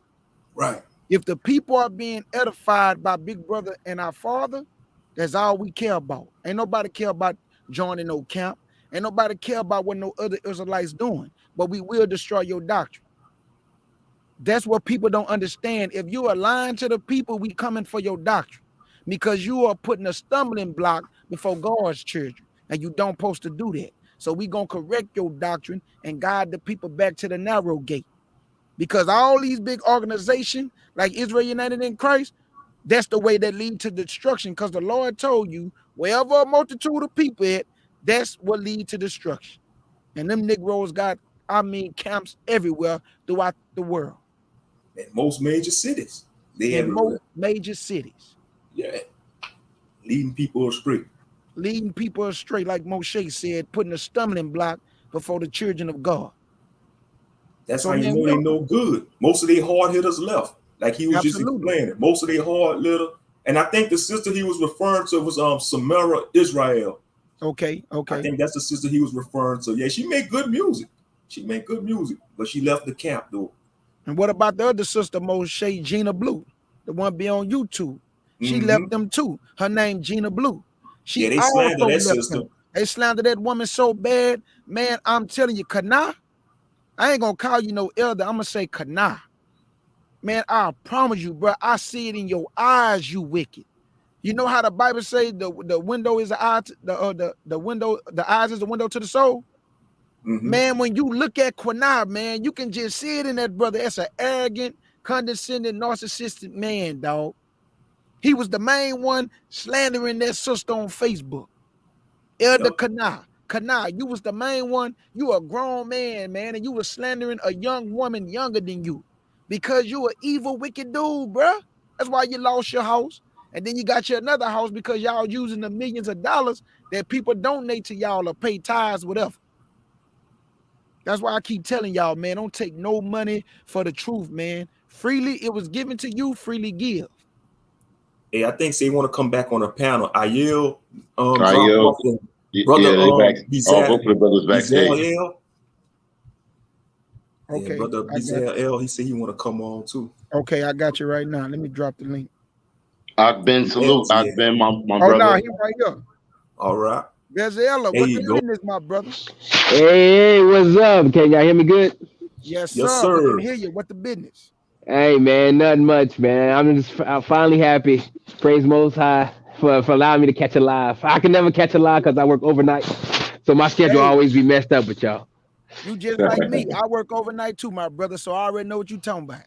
Yeah, man. It was good, man. And this topic is this hits home for me because a lot of the when I moved out here to Missouri about a couple years ago, and these camps, they were trying to come out to me.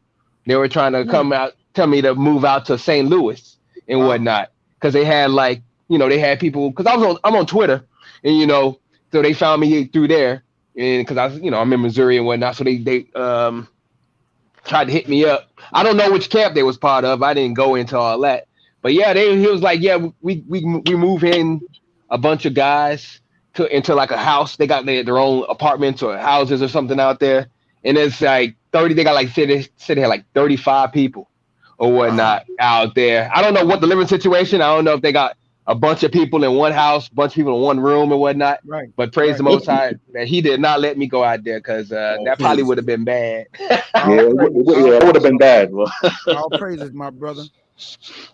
Yo, K Judah. Talk to me. Check August out in the chat. Talk about drop the link. For real? Man, stop playing, man. He said for real. You look at the August chat. Dream. August Dream finna come up here. Look in the chat. Look in the chat room. Look in the chat room. Hold on, man. Let me see right now, man. I promise, man. I dropped the link. You don't believe him? He said drop the link, bro. No. Okay. It was for the brothers. Oh, okay, man. August, come on, August. Hey, Bezalel, while I got you on the panel, hey, I want to salute you. Thank you for the encouraging words you always write. And brother, every time you write, man, it really touched me, bro, because you be writing stuff, man, and boy, it just be hitting home, bro. So while I got you right here, big salute, my beloved brother, big salute. All praises, man. Thanks for the good words, man. It's just the Most High using me when I write those comments or whatnot, because your videos, it resonates with me in my ruach. I binge watch all your videos. I think you had like 400 videos. I watched all of them. I've been through all of them. That's how much it resonated with me, man. So big salute go out to you and all the brothers on here for what y'all do. I know y'all don't got a big following, and it ain't all about how many people you got. It's about the people that you do reach and what y'all do with that, and you fellowship with those people. Because me personally, I had to move away from a whole bunch of people. I had to go away from them because I moved from Florida, because that's where I'm from. I'm from Miami, down there in 305. I mean, down there in 305 and whatnot. So I moved because my parents, they were getting to be a little bit overbearing, and I wanted to be on my own and whatnot. My brother, he's all up into the white Christianity stuff. So when I came into the truth and I talked to him about it, he thought I was part of the Israelite camp, because he got a dude at his job that does the Israelite stuff. So he figured, and that's the thing what these Hebrew Israelite camps are doing. You can't even say you're Israelite because everybody think, oh, you're part of a cult, not knowing that you can just do this by yourself. So so I had to tell him about that, and then it got into a heated argument, and I haven't talked to him since. And that was like almost a year and a half ago and whatnot. He don't reach out to me, he don't ask how I'm doing and whatnot when I talk to my mom and whatnot, because she seems to be the only level-headed one there. My dad, he's still doing his stuff. He still eat pork and eat that sauce, that seafood stuff. He's all up into that. Man, I keep trying to tell him, man. To the team, man. Yeah, man. I keep trying to. But I still deal with my parents. You still gotta honor them. Because I'm from Louisiana, brother. I'm from Louisiana, and Louisiana's the seafood capital of the world. You ain't lying. Yeah, because we had the conch fritters and everything, and that stuff unclean and whatnot. And I try to tell them, my dad loves Chinese food, going out to the Chinese food. I'm like, come on. I'm like, Dad, they don't even eat that stuff. They go home, they feed that stuff to us. When they go home, when they eat steak or whatever they eat, those Asians do, man. They never stay. They got, in my neighborhood or whatever, they had the liquor stores, and they weren't even owned by black people. It was owned by the Arabs and whatnot. Ishmael out there, and then you had the Chinese foods, and then a whole bunch of fast food, and that's all they eat. And then when I told them about my diet and whatnot, they're like, oh, that's expensive. And I'm like, man, it's expensive because it's good for you. Hashatan ain't going to allow all the good stuff to be cheap. You ain't lying. Straight up. No, man. But yeah, I just, like I said, man, I appreciate everything that you guys do. I love all the videos. And yeah, I just wanted to say thanks again. I'm glad the Most High, Yahshua HaMashiach, he led me to y'all, because the one way I was on Twitter, and because I used to be a part of Biblical Smoke. Now, if you don't know what Biblical Smoke is, that's on Twitter. There was a hashtag that they the IUIC do, that they had a chat room on Clubhouse. Okay. All right. Now, Clubhouse, and they would go in there, and there'd be thousands of people in there, man. They'd be rocking, and they'd have all kind of discussions and everything like that.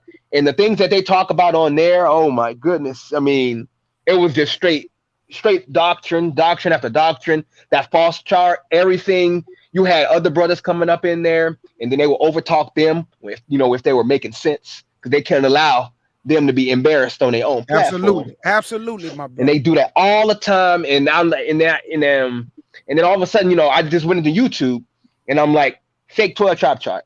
And your video came up, and it was with you and Og Ben. And you guys are going in about, y'all went into the Isaiah 11:11. Y'all broke it all down and say, hey, because they always said that, when I first came into the truth, I saw the 12 tribe chart, and then like everybody's on this side of the world. No, but everybody, all the tribes on this side. I'm like, and I always thought, because when I started reading, I'm like, what about Africa?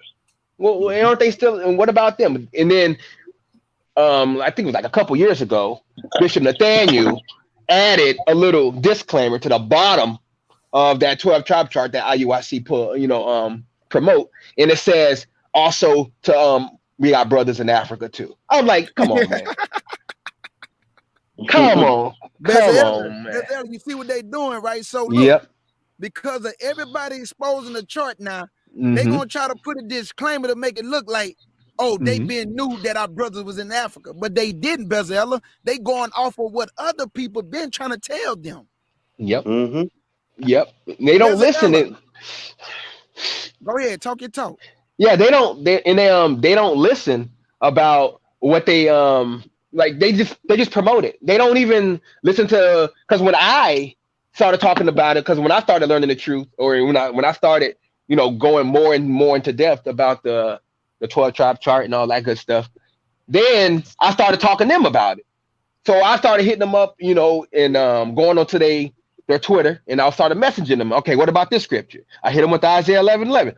And then the whole Ezra thing, they love to use the Astaroth as, they came to the United States. But I'm like, how come Paul, when Paul was teaching, why he didn't come to the United States? There was no mention of him ever coming to the United States. He stayed in that one little area, right where the Gentiles was, in Greece and Rome and all that place. There was no mention of him coming to Astaroth, because Astaroth is to Turkey. It's Turkey. It's right up there. It's that's where it was always at. And then that's where they always and they always get people at. When I used to watch their videos, the camp videos on YouTube, they would always go to Ezra.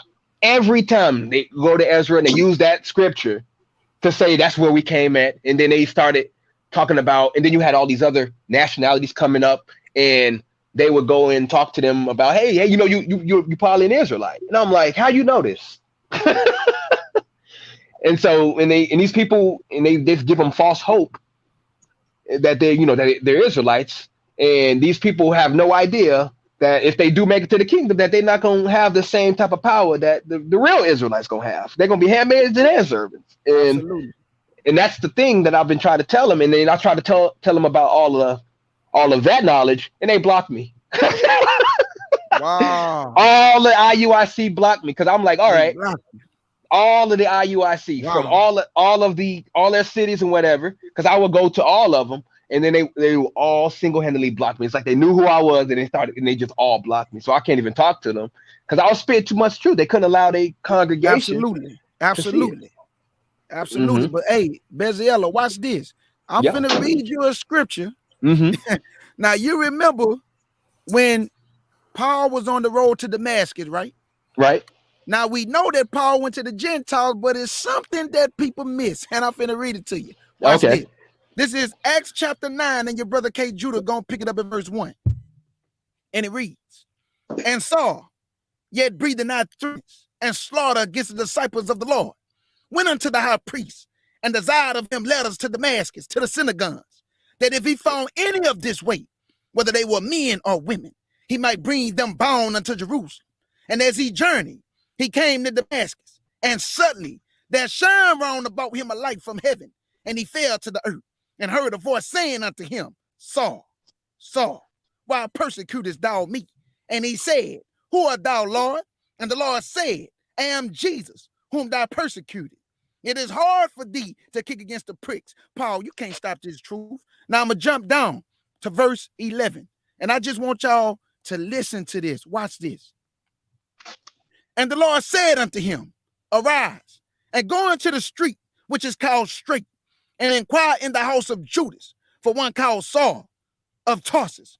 For behold, he prayed, and have seen in a vision a man named Ananias coming in and putting his hand on him, that he might receive his sight.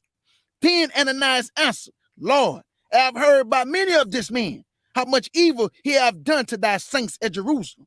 And here he have authority from the chief priest to bind all that call on thy name. But the Lord said unto him, go thy way. I want to say this, family.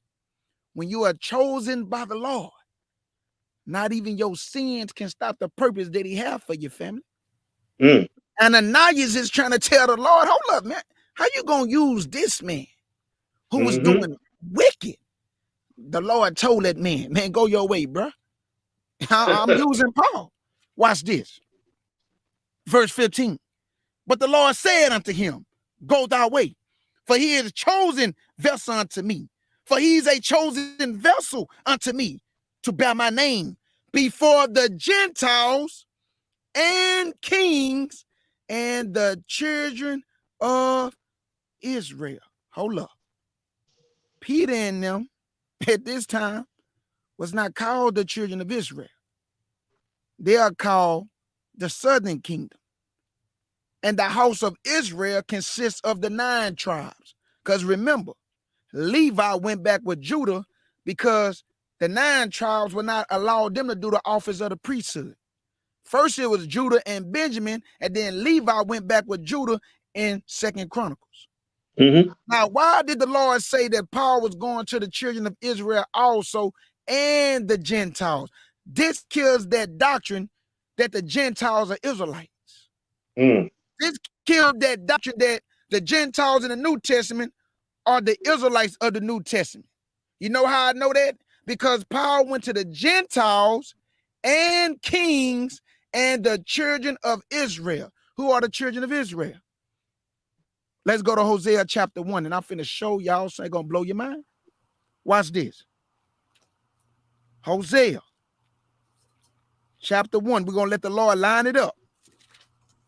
Hosea chapter 1, and I'm gonna get straight to the point. Hosea chapter 1, and I'm gonna pick it up at verse 2.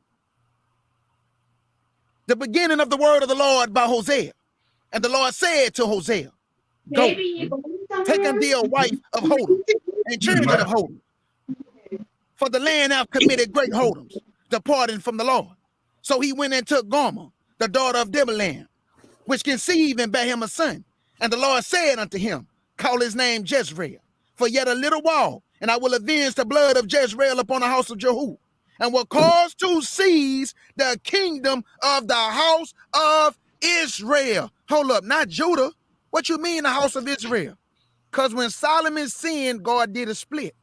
He called the northern kingdom the house of Israel. So when they say Paul went to the Gentiles and kings and the children of Israel, he was talking about the northern kingdom family. Why, K. Judah? Let's jump down to verse 5 and watch this. And it shall come to pass at that day that I will break the bow of Israel in the valley of Jezreel. And she conceived again and bare a daughter. And God said unto him, call her name Lahormah, for I will no more have mercy upon the house of Israel, but will utterly take them away. But I will have mercy upon the house of Judah, and will save them by the Lord their God, and will not save them by bow, nor by sword, nor by battle, by horses, nor by horsemen. Now when she had weaned Lahormah, she conceived and bare a son. Then said God, call her name Lahormah, for ye are not my people, and I will not be your God. Who is he talking to? The house of Israel. He gave them a bill of divorcement. He didn't give Judah a bill of divorcement because he needed Judah to be in the land for prophecy to be fulfilled. Get that knowledge. Yeah. That's why he said, I'm going to save them not by bow. How did the Lord save them? By his blood. But he also said, in the place where it was said to the northern kingdom, you are not my people, that should be said to you, you are my people, and they gonna say you are my God. Talking to the house of Israel, not Judah. They did not get no bill of divorcement. They did not lose their way. They was not scattered to the four corners of the earth. That's why the Lord said, from Assyria and Egypt shall come a great multitude, because there's 9 tribes, family. Yeah. Judah, Benjamin, and Levi was the only one scattered to the four corners of the earth. Isaiah 11 and 11 tell you that Judah is scattered to the four corners of the earth with Benjamin and Levi, not the northern kingdom. They beyond the Euphrates River. You can't get around it. You can't get around it. So the 12 tribes chart, throw it in the trash can and burn it. And use it for tear it up, burn it, all it up, roll over it with a steamroller if you have to. Destroy it, because it's false doctrine. Talk that talk, Akben. And I gotta save my voice. I gotta save my voice, family. Moshe, Moshe, I gotta save my voice, because tomorrow, brother, what the Lord put together is finna blow Israel mind. And Moshe, I already shared a little bit with you. Now, I'm just gonna say this, family. I'm not trying to change nobody's mind what the Lord gonna bring for tomorrow. But it's 1619. The real time we came over here, we're going to let the historians and documented history decide. It's 1619 and Genesis 15 talking about the captivity today. We're going to let history and the Bible be the judge of it. But tomorrow at 11 o'clock, me and Moshe Ben Yehuda, we're going to swing God's word and we're going to handle his business. We at you. Okay. All right. Yeah, because if all 12 tribes was on one side of the world, I should time to easily get to them quickly, you know. And the enemy and all our enemies will have us in a backed up in the wall.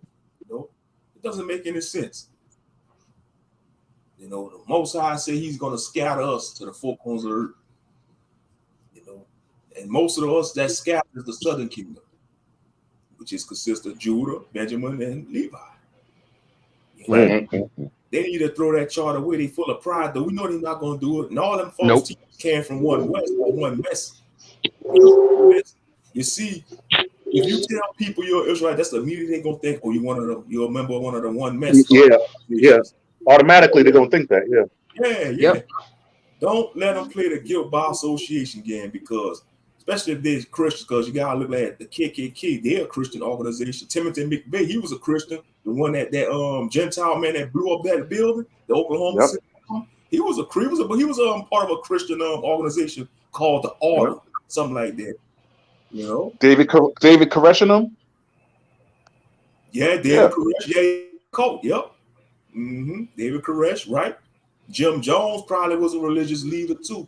Yeah, he was. Well, falsely, but yeah. A lot of our people commit suicide now. That was sad, man. And that Jonestown massacre, that was sad, man. And a lot of children died, man. A lot of innocent children that died, man.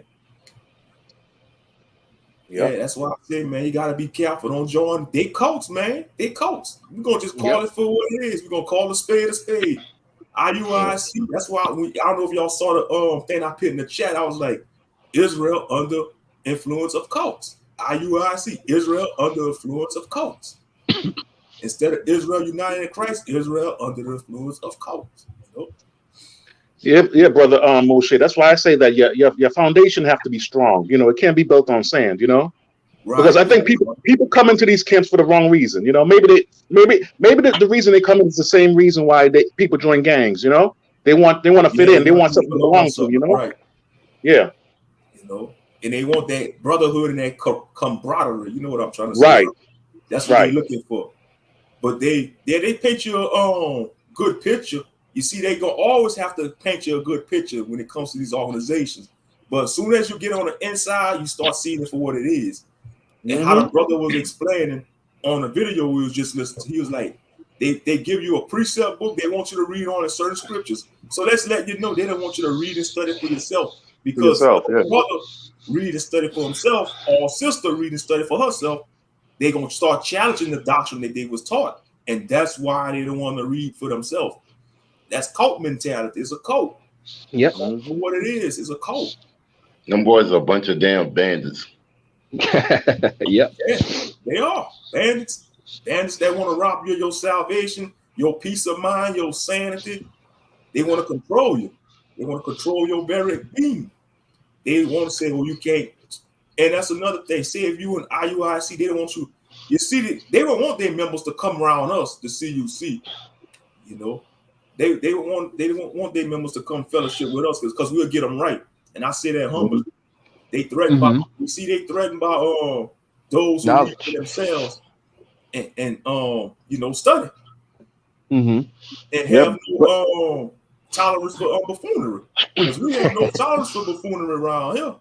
But brother Moshe, it might be deep.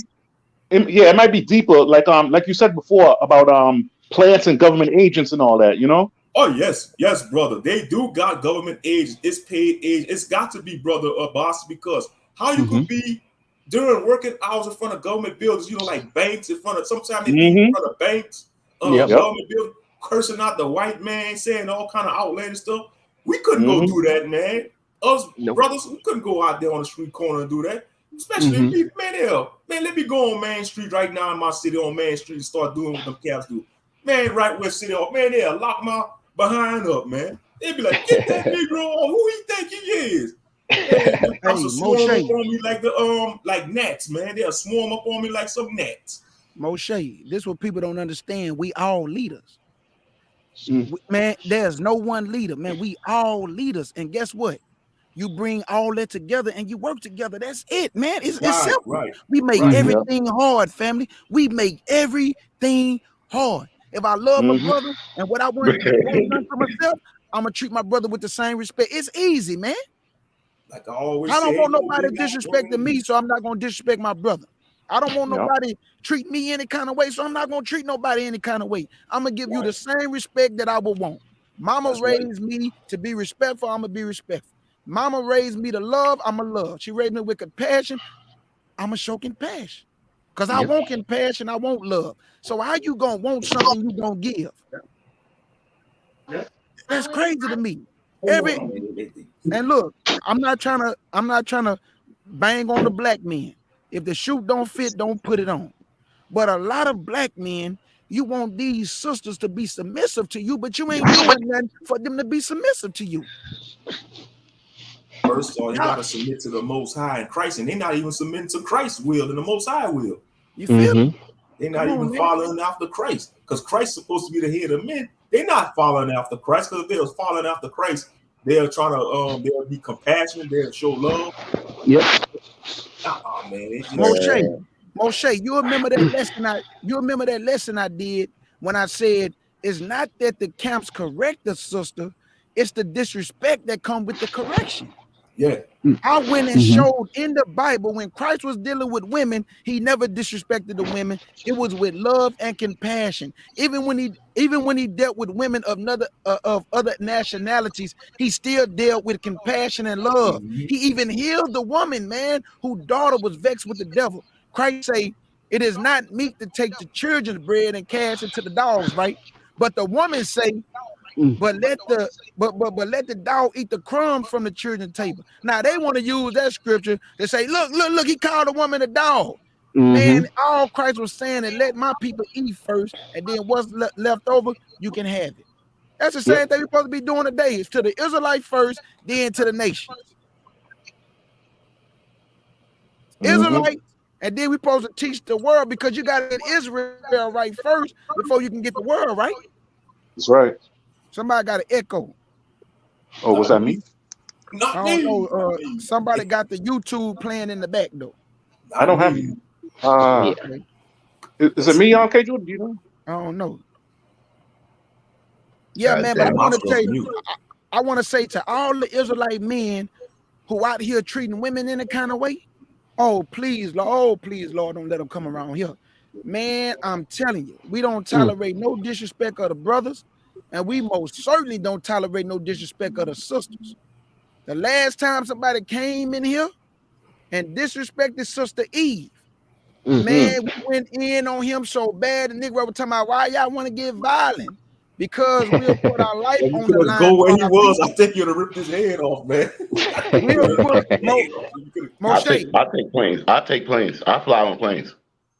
That's what my sister. I get on planes. Right now. You take flights. I get on planes with no problem. Catch a flight. Don't disrespect our sisters, man. Don't disrespect our sisters, man. Don't disrespect nobody. When I heard K. Judah going off on that dude, I was like, man, if K. Judah could have been in his presence right now, I think K. Judah would have strangled the hell out of that dude, man. Man, hey, they call Sister Eve the B word for no reason, right? For no reason. Yeah. Man, I told the dude, I said, I got 6 sisters. I'm talking about 6 flesh and blood sisters. And I got a mother. I told that dude, if you was close in range and you said that, what you think will happen next? What you think will happen next? So the internet make people believe they YouTube gangsters, YouTube thugs. Now, I'm not promoting violence. All I'm saying is this. The same way I am willing to put my life on the line for my mother and my sisters, it's the same way I am willing to put my life on the line for my Israelite sisters, who are also my flesh and blood, just like my real flesh and blood. You goofball. Ain't no fear over here, man. I have no fear, y'all. I'm just being honest. I have no fear of what the heathen can do. I have no fear of the jab. I have no fear. If I got to lay down my life for Yahshua and they say, do you believe in Yahshua, you're going to die, man, you better get the cut. Because I believe. That's right.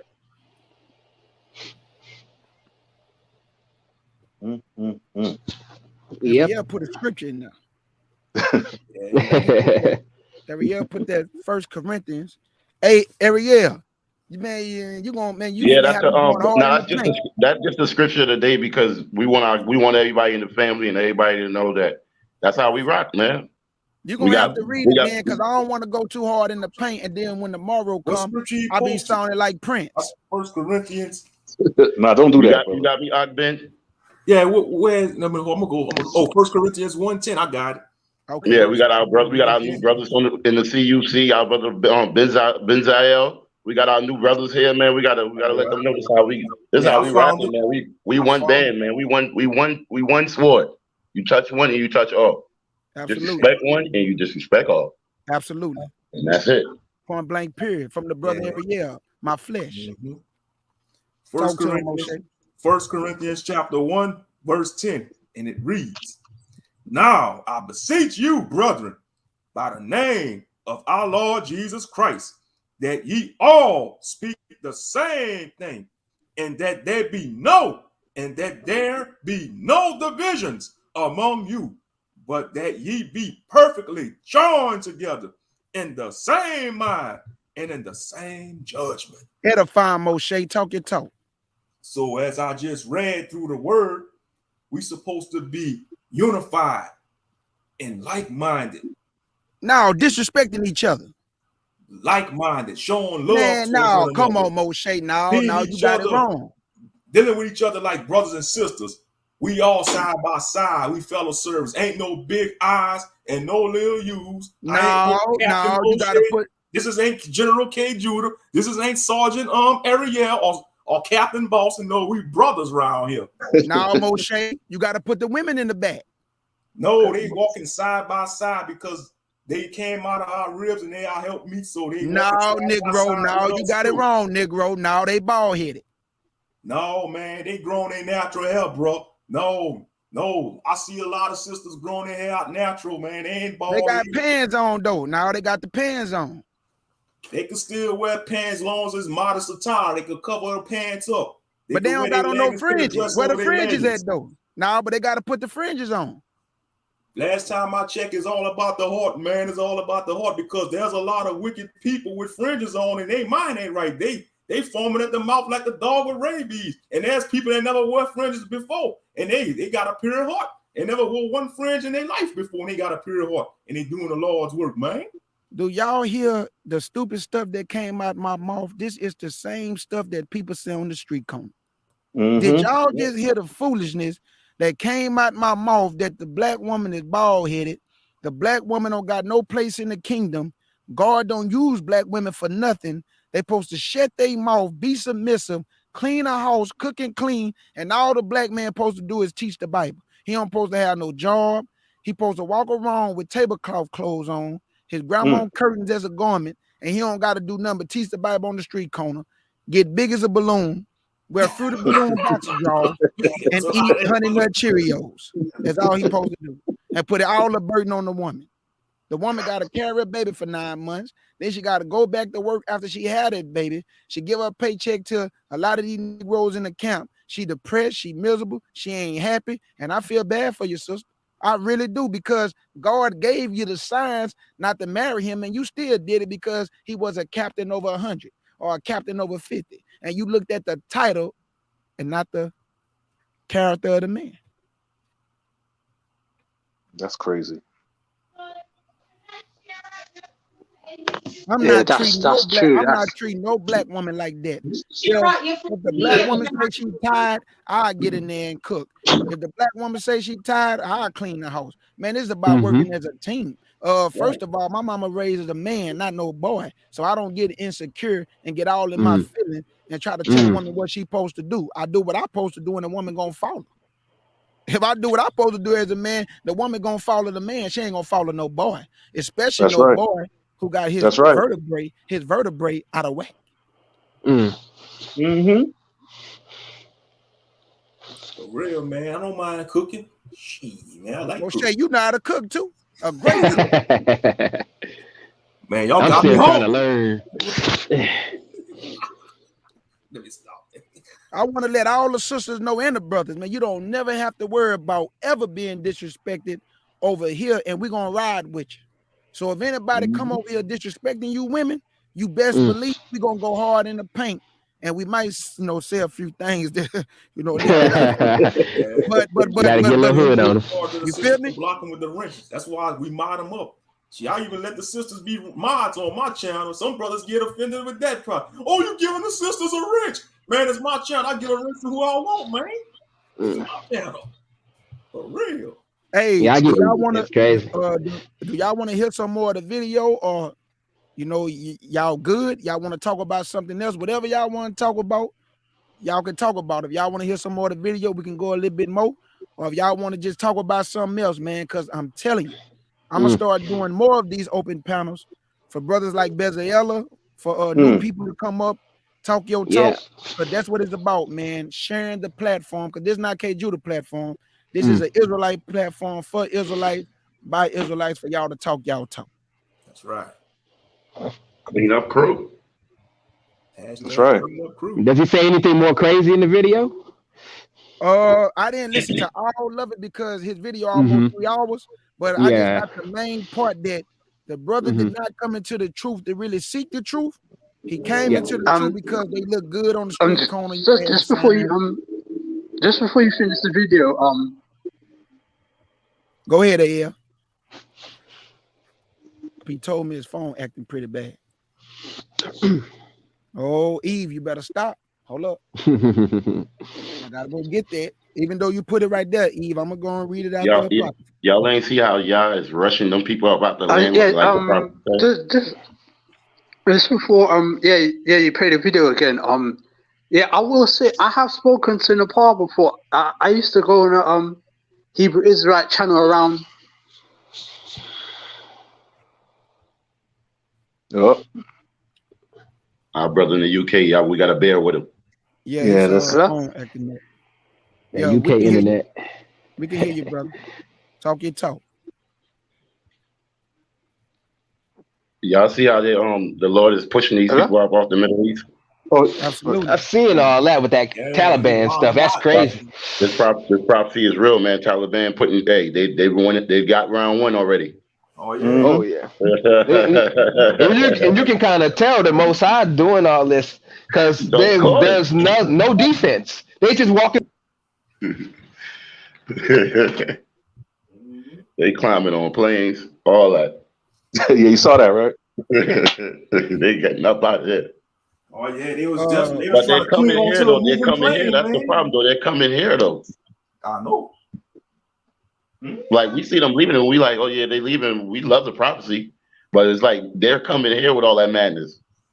I mean, they look calm, man, but they still got the spirit, man. Ishmael, he's a wild boy, and they're coming here. I want to read Ecclesiastes chapter 25, and this is verse 22.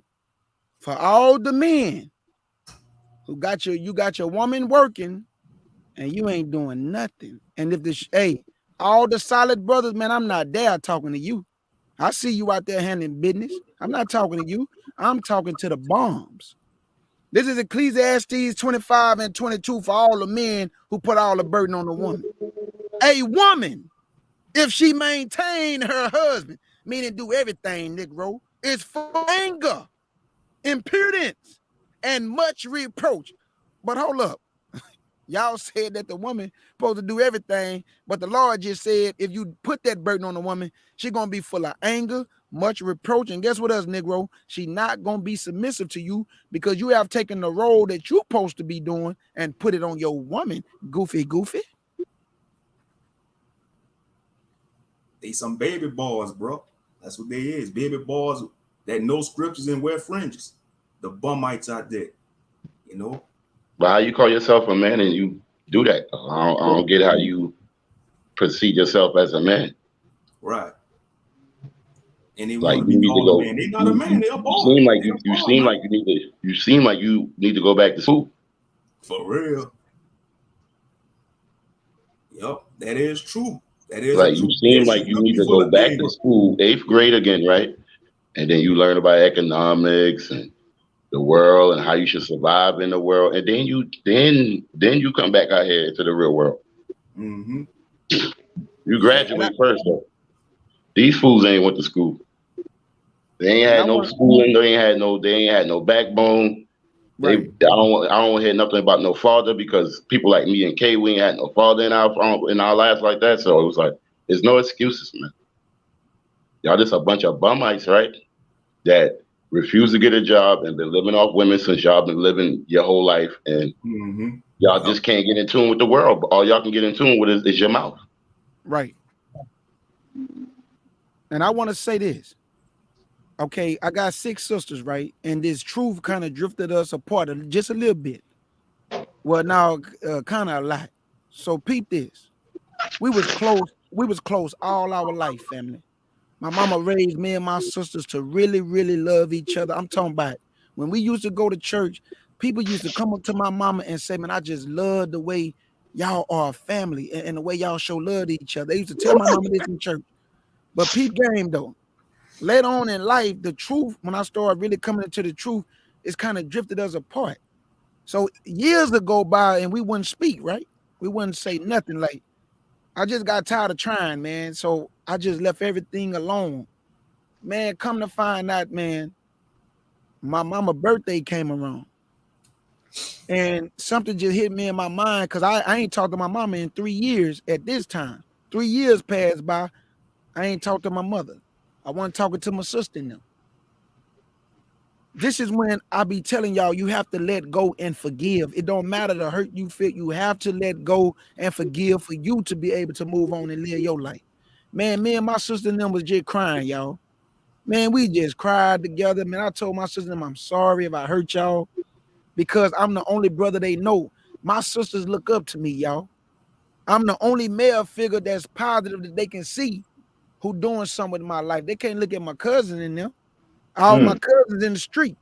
So my sister and them told me that I broke their heart by separating myself from them, and I ain't even know that, fam. Like, I ain't even know the damage that I caused by just shunning them. Like, man, I ain't dealing with that. I ain't dealing with y'all.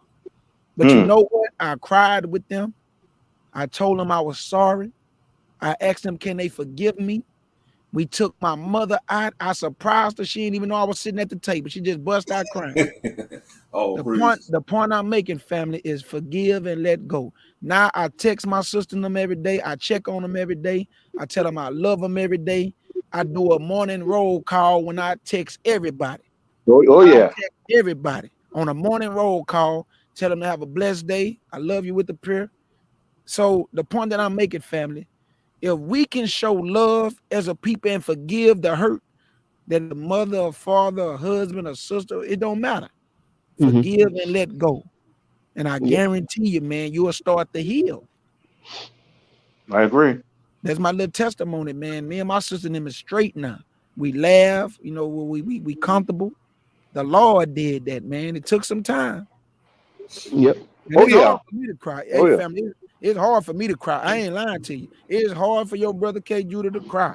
But man, I broke down like a baby. You know how you try to stop yourself from crying and you can't? That's how I was crying. That makes it worse when you're trying to stop yourself. And I was crying, boy. I was wailing. I was wailing, family.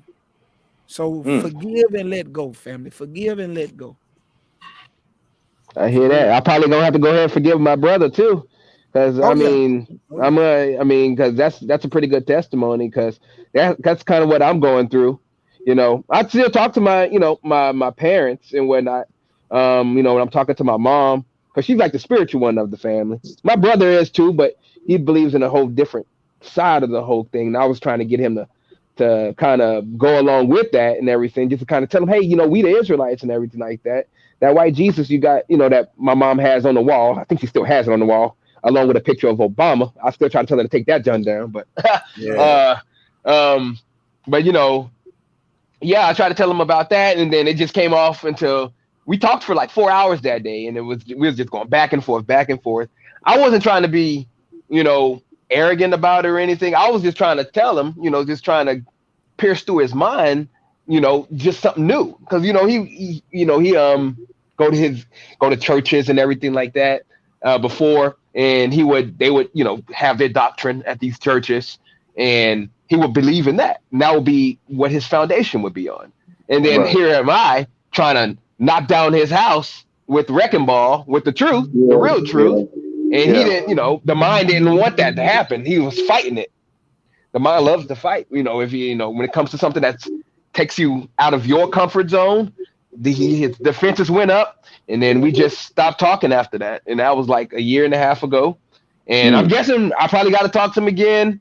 Maybe I asked my mom, how he's doing and everything. He got a girlfriend now, so that's probably why he been doing his own thing and whatever, because he's messing around with her and everything. So I know, but your testimony kind of inspires me now to go and try to repair that bridge, and just to kind of figure out where we can agree, because how can we walk if we can't agree? That's what they say in the scriptures, So that was that's a big one right there, because on top of that, all my friends that I had, growing up out there, and we always be in the streets and everything like that. I was always, my parents raised me and my brother to be, not like them.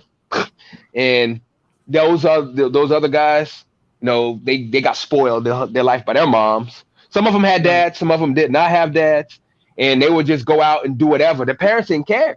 Like my parents cared. Like if it got past a certain time, and those street lights come on, my mama out there, hey, come in the house. That's how it is. Their parents, no. So they'll be out in the streets like 2 a.m. in the morning, school night and everything. And so I have fell away from them as I moved away from there, because I used to always, keep up with them and stuff like that through my brother, because he was the one who tell them about me, who tell them how they doing and everything.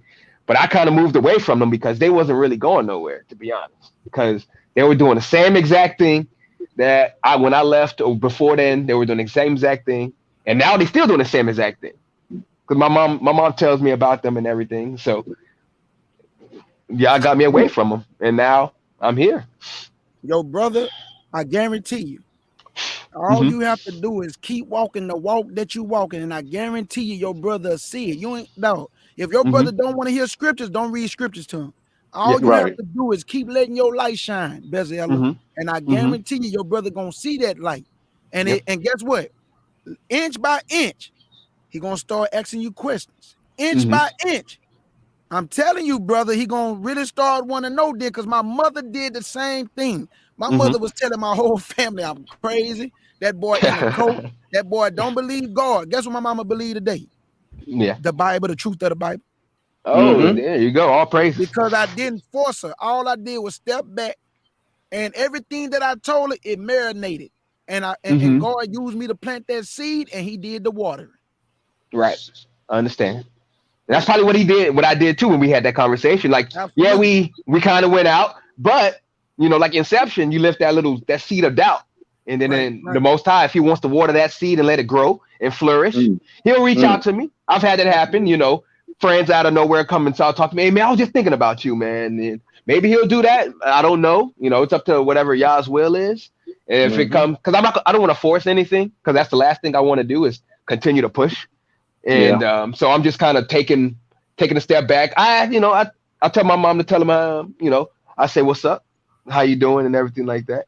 You're doing the right thing. Whenever you're around. Right thing. That's good. That's good. You even asking about your brother, because some of these people will tell you, man, don't even ask about your mama. That's sad, bro. Like, come on, that man. Is sad. God do not want us to castrate our family like that. Now, don't get me wrong. If your family trying to get you to do things is contrary, you just say, no, mama, I can't do that. You don't gotta go crazy on mama to get your point across. Right. Hey, brothers, can I say something right quick? Because I have to go. Because I have something to handle. But I can say that. Shut it down. So y'all go ahead and talk y'all talk. I'm gonna get ready to shut it down, because me and Moshe gotta get ready for tomorrow. So talk your talk. Yeah. Okay, but no, I appreciate that this little session you put together, and I like to say thanks to the sisters in the chat. Thanks to the entire CUC. Thank you, K. Judah, Brother Moshe, Brother Ariel, and Brother Bez, your brother, how do you pronounce your name? Bezaliel. Bezaliel. Okay, yeah, I'm gonna get it right now. Okay, I got it. Bezaliel, yeah. I should Bezaliel. have told Okay. y'all that. Well, no, I saw it there. I saw it there, but I'm old and I'm losing my eyesight. So you know what I'm saying. I feel you. I like that name. You don't pay I like that name. You don't pay to get old, but I'd like to thank all you, and it's good fellowshipping with you, and I can't wait till tomorrow, man. I know it's gonna be explosive. No doubt. Hey, Abaisa, we love you with the pure heart, brother, and you be safe. And tell the wife that the whole CUC family say big salute. All right, thank you very much, bro. Hey, Thank baby, you, brother. Thank you. The family say salute. Oh, she's in there.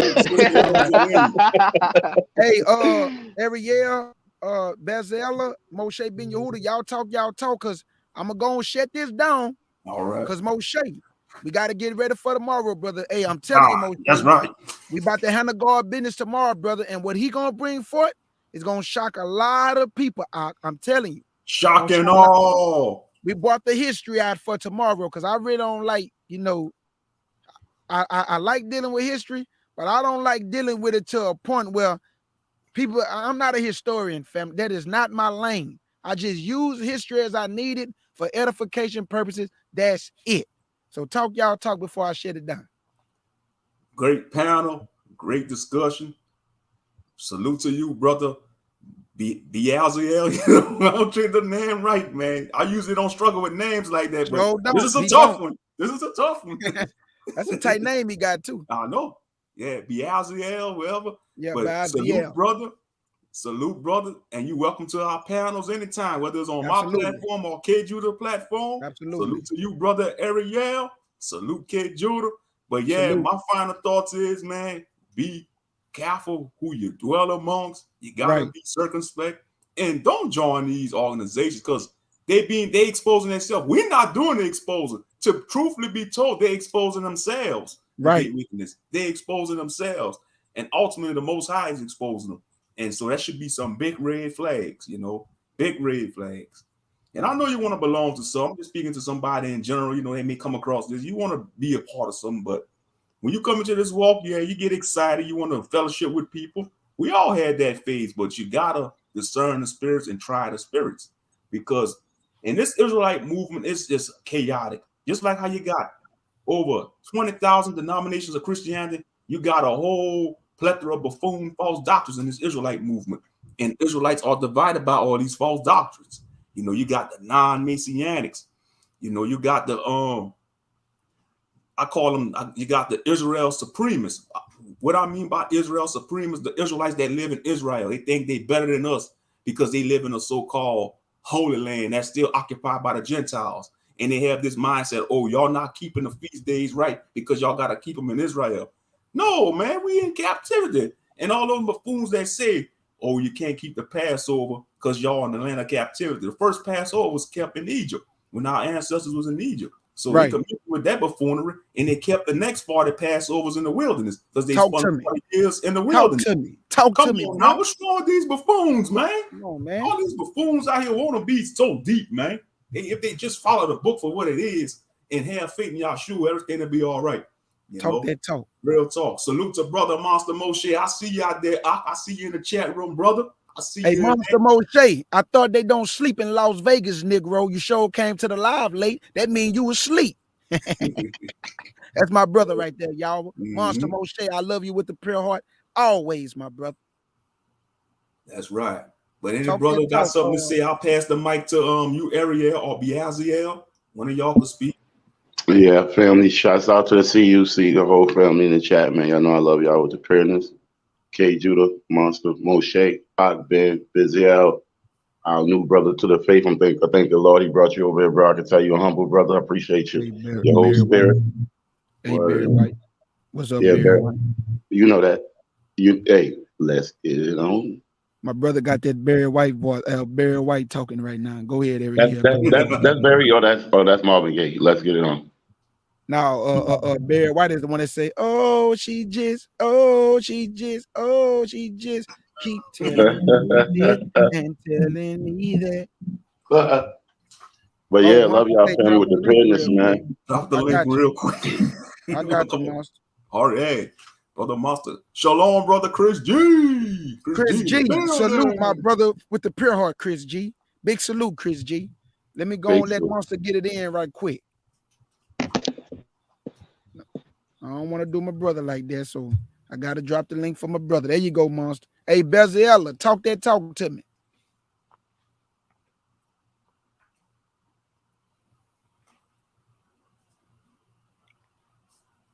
Yeah, family, but look, I want to say this. I want to thank everybody in the chat. Can't no one man do nothing. I call this a family affair, and I'm a team player. So this whole team is handling God's business. The men and the women. Israelite camps. The men and the women. Israelite camps. God poured out his spirit on the men and the women. Goofy. What's good with it, Brody? Shalom. Shalom, my brother. I love you with Master the Moshe in the building. We's in the chat too, K. Judah. Oh, Weezy, I love you, Weezy. Hey, and we praying for you. My sister was kind of down, family. So let's pray for Weezy. Let's pray for the whole family. Let's pray for Israelites worldwide. Let's pray for all the Gentiles who also cleaving to the truth of God. Because like I said, this is God's program. And we cannot get upset who want to cleave to the God of Israel. A lot of you camps, you hate everybody. But God don't hate everybody while you sitting up there lying, talking about God hate everybody. You lying on God. And God gonna deal with your partner. Salute to brother Israelite only camp killer. Real talk. I thought there was another account for Ariel when I saw that, man. Now, hey, y'all subscribe. Hey, subscribe to Israelite Camp Killer. He did a video of an Israelite camp hitting a Gentile woman with a stick, bro, for no reason. Yeah. So, hey, keep banging on him, Israel only camp killer. Keep banging, my brother. We salute you. Hey, Chris G. Monster Moshe, salute, bro, my brother. Salute, my brother. Salute, big bro. Go ahead, tell K. Judah you've been in the chat since earlier. He ain't see it. Brother. Monster know I'm always messing with him. Hey, I do this every time I call Monster. I do this to him every time, family. I talk crazy to him. I talk noise to him, and then we laugh right after we talk crazy to each other. That's my brother. Man. Shalom, sis. Chris G, shalom, big bro. What's going on out there, Monster, in the Las Vegas? It's hot. And it's foggy from them fires in California. It looked ugly last night. Wildfires. Shoo, California burning up. Monster, you ain't see the intro?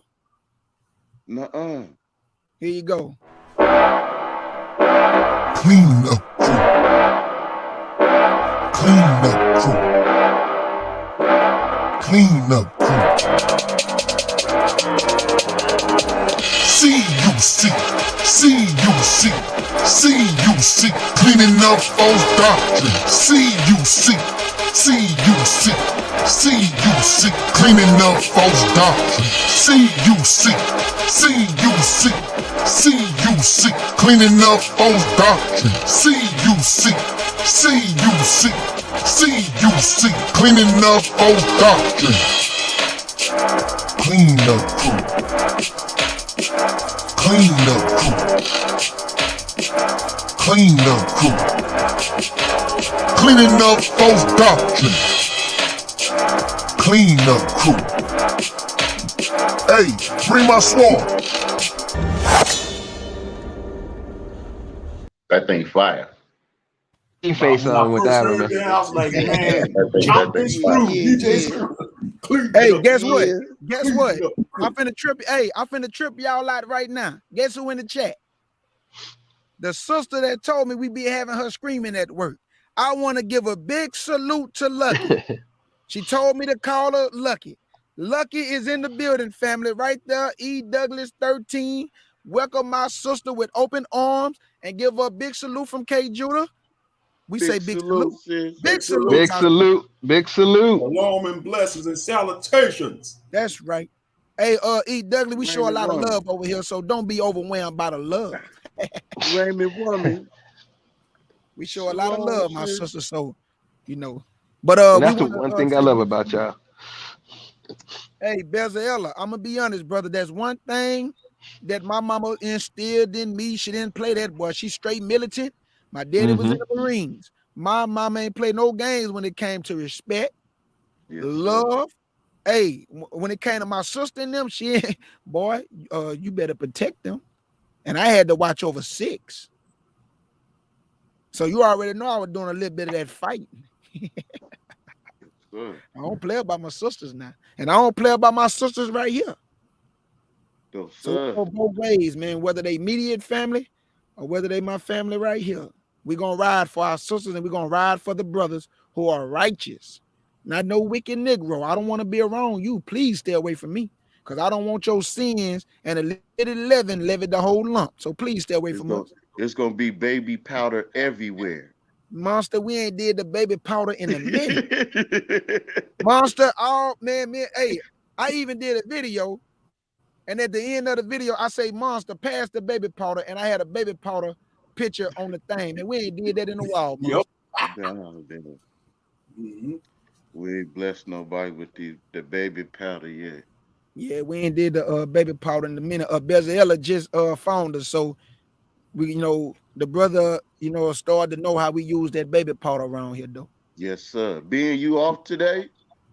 Nah, go in that one, brother. We work too, KJ, today? Nah, I'm off Thursday, Friday, and Saturday. I only work 4 days that's where a you week. be doing the lessons. I'll be tripping. Yeah. Man, I ain't gonna lie to y'all, man. Oh, before I forget, family, my beloved sister, Law Lady K. Now, she's a busy woman, but she came up with an awesome idea, and I just want to pass it through you, family. She want to do a Zoom. It don't got to be live, like she said. We can do it behind the scene on the feast day. The sister want to do a Zoom where we come together, fellowship with each other behind the scene, family. Where we do a Zoom where we can open up the cameras then and, fellowship. So I'm just putting it out there that me and her gonna put it together, but we want everybody to come out behind the scene and we can fellowship with each other on the feast days. So, this would be good for us, family. So we can really just, talk to each other and really get to know each other behind the scene. Because a lot of people don't want to be seen opening up their cameras on the live, and I understand. I really do. I understand. So me and Law Lady K gonna get together. We're gonna come up, with a day that we can do it, and we will appreciate if the family can come out behind the scene. We're gonna talk that talk, and yeah, that's what she came up with. But one thing I can say about Law Lady K, she always thinking about how we can come together, family. So I want to put that out there. She real positive. She always thinking about how can we come together and build. So I'm just putting it out there, family. Yes, sir. Anything else? Well, Monster, since you just came up, I'll stay up here a little bit more for you, my brother. Talk to me. What you want us to know? Talk to me. What's going on, man? Man, the sugar cane grown. The sugar cane looking good out there this year. The sugar cane looking good back there. It's grown, Moshe? Oh, yeah, they tall, brothers. They tall. They ready for the harvest. One love, Weezy. Weezy, you be safe, my sister, and take care of yourself. Shalom, we love you with the pure heart. And we praying for you, Weezy. And Weezy, let me know that I'm going to call you, Weezy, because you got some good news. So I'm going to call you, my sister, a little bit later. I got you. I know you got to go, but you be careful. You be safe. We praying for you, Weezy. And we love you with the pure heart, my sister. Always. Yeah. Oh, Lucky, that's all we do. Everybody who come over here, we don't care. We just met you. We gonna shout you out. I go to some people chats, they won't even speak to me. I'll be like, Shabbat Shalom, family. If they don't know me, they ain't gonna say nothing to me. Especially if they on a high horse. Them high horse Israelites do that. They have a big platform. You be like, man, Shalom, brother, Shalom, sister. Man, they be like, who the hell is you? I I'm just shouting passed me everybody out. shalom, man. I Oh, demand, well, bye. I demand my shalom back. Yeah, remember that? Yeah, I'm taking my shalom back. Yeah, but even Israelites who don't agree with us, we salute them, but we just ask that they don't be disrespectful. Because Right. we'll even let somebody come on the panel if they don't agree with us. Like we had a brother, he wanted to prove to us that the Lord was coming back at a certain time. I let the brother come on my panel and let the brother try to, show us to get the understanding of what he was saying. It didn't work out too good, but I'm just saying that if you don't agree with what me and I've been doing on the panel, and you say, "Nah, brother, I don't believe it," or "Can I come up there?" All we ask is for you to be respectful. We're gonna let you talk. I'm not gonna interrupt you, but we just ask for respect because you want your respect. So give us our respect. That's all I ask. That's all I ask. Now, if you get to getting crazy, majority of people on this panel come from the street. Yeah. I So got we can all get that good. crazy too. Yeah. We don't want to. We don't want to get crazy, Yeah. but we can I want to. That's King Judah in there. Like, hey, like I keep telling y'all, when I'm reading the Bible, I bring all my hood mentality to when I'm reading. Yes, I talk with slang, I read with slang. I just say certain things because you have to make the scriptures come alive to people. Nobody want to be on no boring live. They want to, they want the scriptures to penetrate them. So that's why I read with aggression and such passion. And I add a little bit theatrics in there. And some strength. Yeah, you gotta put some fire. This ain't no church. This ain't the Catholic church when they read all quiet and solemn and all that. You gotta have some theatrics up in there. Got to, man. Got to. Yes, sir. Hey, Lucky, we salute you. And please come back. Oh, yeah, we're gonna always give you the warm welcome. Please come back. And thank you for your support. That's the sister Moshe I was telling you about when she said she said y'all have a sister hollering network. So we appreciate you, and we give all praise to our big brother and our father Yah, big brother Christ, and our father Yah. So we give them the praise, Lucky. Hallelujah. Hallelujah. Hallelujah. I love this. I just love y'all energy, though, man, for real. Hey, energy is what got me. I'm from the project. I love your energy too, Bezalel, because look, I don't gotta be around you to tell you a positive brother, and you got a good spirit on you. True that. I appreciate that, man. Oh yeah, I'm from the hood, man. Poking beans out there in MIAO. I'm out there, the poking beans out there, bro. So yeah, we used to live in the between two projects, man. Where they one time they robbed the ice cream man. Oh man! Hey, did y'all ever have? Did y'all ever have the the candy lady house? You ever had one of them out there? Absolutely. The cold cup lady. Yep, the cold cup. Freezy cup. Yep, the food cup. Yeah. Nachos and hot dogs out there. The stands. The stand, Mr. Allsbury. One time I called him Mr. Pillsbury. My mom was like, "No, it's Mr. Allsbury." I said, "We going to Mr. Pillsbury?" "No, it's Mr. Allsbury." Man, she had everything, dog. She had everything, man. I'm like, what did she shop? I'm like, I always wondered because I was like, one of my cousins came up with some crazy.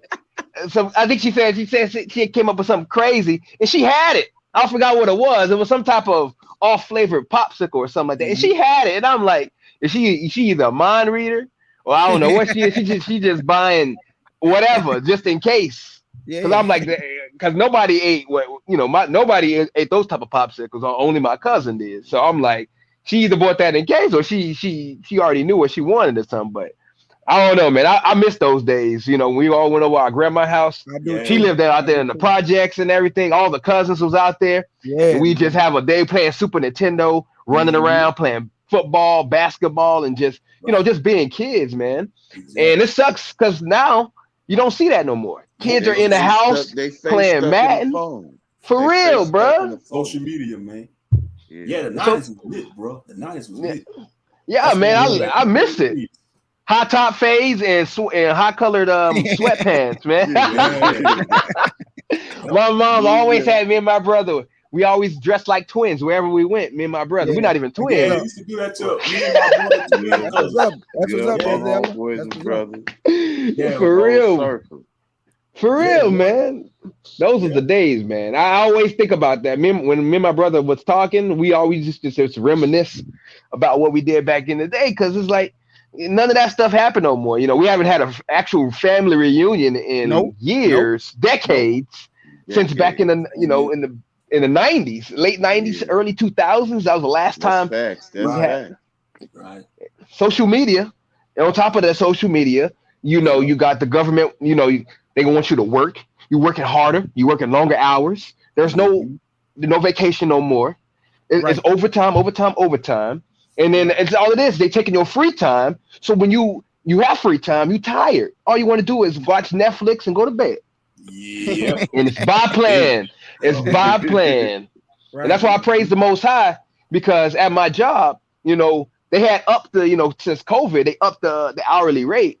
And so now I was able to say, you know what, instead of working 5 days, moved it down to 4 days and make the same amount of money I was making when I was working 40 hours a week. Absolutely. So I praise y'all for that, for that, man, because I needed that for my mental. Because working 5 days a week around them Gentiles, I live in Missouri now. I stay in Gentile country. It's literally nothing but these Republican Trump Gentiles around here. Right. So I got to keep my head straight, because at work they are insane. I mean, they get crazy out at they don't, you know, Gentiles, they don't mess with their kids. They don't raise their kids right. So they running around everywhere, and they don't raise them right. And then they got crazy views, and especially in Missouri, you got that Governor Hawley or whatever. He don't care about nobody.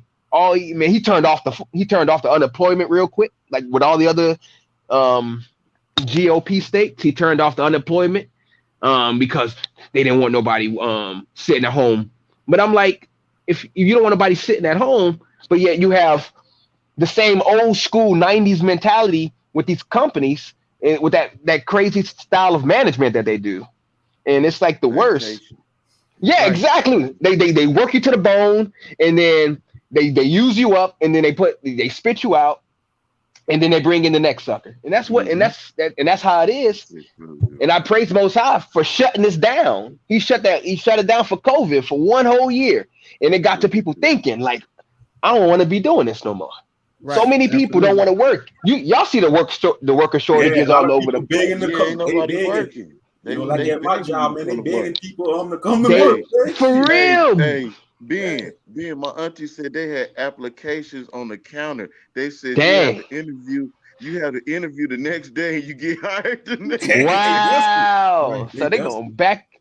Yeah, they going back in the day, because like, you know, my job or whatnot, they churning through people with the way it's not even the work. It's just the management. They don't know these Gentiles don't know what they're doing. I'm trying to suggest different ways, because, you know, I was a manager before, and these people don't know what they're doing. They spread us out too thin. They make us work hard instead of putting us in big groups to blitz one place and another place. No, they spread us out, and then these new people come in and they see this. And on top of that, I can understand if they just leave us alone, if management just leave us alone, but they don't do that. They micromanage. They come behind you. How long you been doing this? You got to be done by this time. You got to do this by this time. And I'm like, get away from me, Gentile. It ain't a mask police. So they tell one of them. She told you she always coming around. If you got your mask on, she tell you put your mask on. I'm like, man, it's hot. Put your muzzle on. Put your muzzle on. I know, on. for real, bro. I told her, like, leave me alone, bro. I'm like, do you want me to stay here? Because I'll leave right now. I don't need this place. Right. Yeah. And, you know, I feel you. I hate it every day. I mean, but, you know, I praise y'all for the strength and the patience, because it is hard. Like right now, it's so hard. It is hard, man. I don't like no white man standing over me. No doubt. It's not even a white man. It's a Gentile woman. It's a Gentile woman, and she's a lesbian too. And Karen probably too. She probably a Karen too. She is, bro. No joke. You just said it, bro. Because nobody like her, but she thinks everybody like her. She's deluded. She's in her own little world, bro. Pride, bro. Man, I can't wait for the Most High to take that pride away. A lot of these people need that pride taken away. A lot of these Gentile corporation owners, all these Jeff Bezos, all of them want to go to space on people's dimes, you know, and thinking they all that and everything while everybody's starving. You know, I don't get it. I don't get it. And then if you talk about it, then they call you a hater. Because, oh, you just mad because he got money and you don't got the money to go to space. And I'm like, space don't even exist. I mean, I don't even want to get into that. That's a whole other subject. But man, I don't even know why people space, they're going to get attacked by Star the Conqueror. I was watching that movie on Suicide Squad last night. Oh, okay. That big giant starfish creature. Yeah, they could go into outer space. They're going to meet up with a cosmic horror. Man, a celestial horror of righteousness. A celestial horror of righteousness, which is the angels. Like Moshe always say, if you went to the moon back in the day with the technology you have today, why you can't go back? Because you ain't never been up there. You cannot get through the dome. You cannot get through the Van Allen belt, right? That was a directed movie. You cannot get through the dome. And I'm gonna say this, and like I always say, family, I ask the Lord when I see him, but this is just what I believe based on the scriptures. If the Bible say God stretched the line on the earth, and if he say he's gonna deliver us from the four corners, how can you get four corners from a basketball? Yeah, you can't. You can't. They'll hit you with some scientific stuff though. Don't worry. Bezalel, I got another good one. The Bible say that the heaven is gonna roll back as a scroll. How can a basketball roll back as a scroll, brother? It can't. It can't. It's gonna blow up. It's gonna explode. It's just simple. It's just simple stuff, man. Like these people just say anything. Now, like I said, I asked the Lord when I see him, hey, Christ, is the earth flat? Hey, yeah, it's flat, K. Judah. Hey, cock-a-doodle-doodle. That's how I be. I feel you on that. Okay, Judah, trust the science. Oh man, don't even bring that up, man. Behold the power. Not the science, monster. Not the science, homie. Man, this pandemic, man, it's bringing out a whole lot of people. My family, it's bringing out a whole level of craziness I've never seen before. It's in the midst. No, to get away from me, boy, don't say nothing. Come on, get this vaccination, boy. You gonna get this fist in your face. Hey, yeah, Lucky. man. Hey, look, Lucky. I really believe, my sister, that America have woke out people so bad that they don't even want to work no more. I'm being real. People are so woke out, Lucky, and especially Israelites. Israelites are so woke out, man. We need a break, and that's why I be praying for y'all and asking God to give y'all breathing room so you can be able to function, man. Because I talk to God regular. I be like, Father, if you want us to serve you, how can we do it when we getting knocked upside the head all the time? We can't think. We can't function like that. So can you give us a little space between us and the heathen? So every time they see us, they ain't thinking of something evil that they want to do. You know, so I'm always praying for y'all, man, because I know that for us, it's hard, brother. Like this is not an easy walk. It's bad, man. It's bad. Because they try to talk to me at work. It's all Gentiles except for one brother who worked there. They ran off another Israelite. He was only there for like a couple of days, man. I'm like, dang, we need some brothers. They hired 2 sisters up in there. So, hey, we got some color. I don't need to see Brad and Karen all day. So we got some 2 sisters up there. You know, I be trying to talk to them or whatever, you know, just to kind of see where they head at and everything like that. But me and my other one, my other brother, we on code. He know about it. We talk about the whole slavery right in front of these Gentiles. And they be, boy, the looks on their face when they hear us talking about it, boy, they want to get right on past us. They like, oh, they talking about that shit again. Now I'm out. Boy, they got their face turned red. They look to the ground and they off to the races. I remember the one manager, she was coming over there to talk to us, and we were talking about, you know, slavery and everything like that. And then my brother, he asked her a question, and she ran out of there like Usain Bolt, bro. I ain't never seen this girl. She was gold. He got up out of there, huh? She got up out of there. I'm like, and me and him look at it. I'm like, yep, her family had slaves. She didn't want to go back through that. But they say Missouri was a racist state anyway. They say Missouri was the last state to release the slaves. They're making them babies wear the mask in school. Yeah, I heard about that. Yep, absolutely. Yeah. They shut some schools down. Did y'all hear about that? Yeah, they shutting schools down. I didn't hear about that. Quarantine. It's good though. I mean, these kids, they don't need to be out there, especially Israelite kids. They don't need to be hanging around those racist teachers, man. For real. Man, even on Zoom, they was being racist. And my cousin, she have her kids. She homeschool her kids. She's like, you know what? When they moved to South Carolina, she's like, I am not putting my kids into the school system because of all these crazy old racist people. And they are racist. They don't even care no more. It's like they stopped caring now. It's like it's straight up racist now. The veil has dropped. It's like they said, you know what?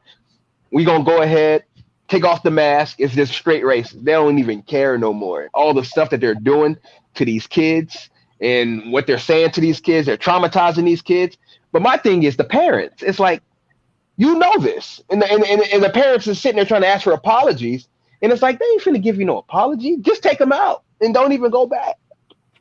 The Most High trying to tell you, hey, separate. This is what he's trying to do. But most people don't listen. Stubborn, stiff-necked, like we are. And they continue to do it, and then the stuff continues to happen. And then next thing you know, your kids hanging out at a sleepover, they end up dead or something. Like what happened to a couple other people.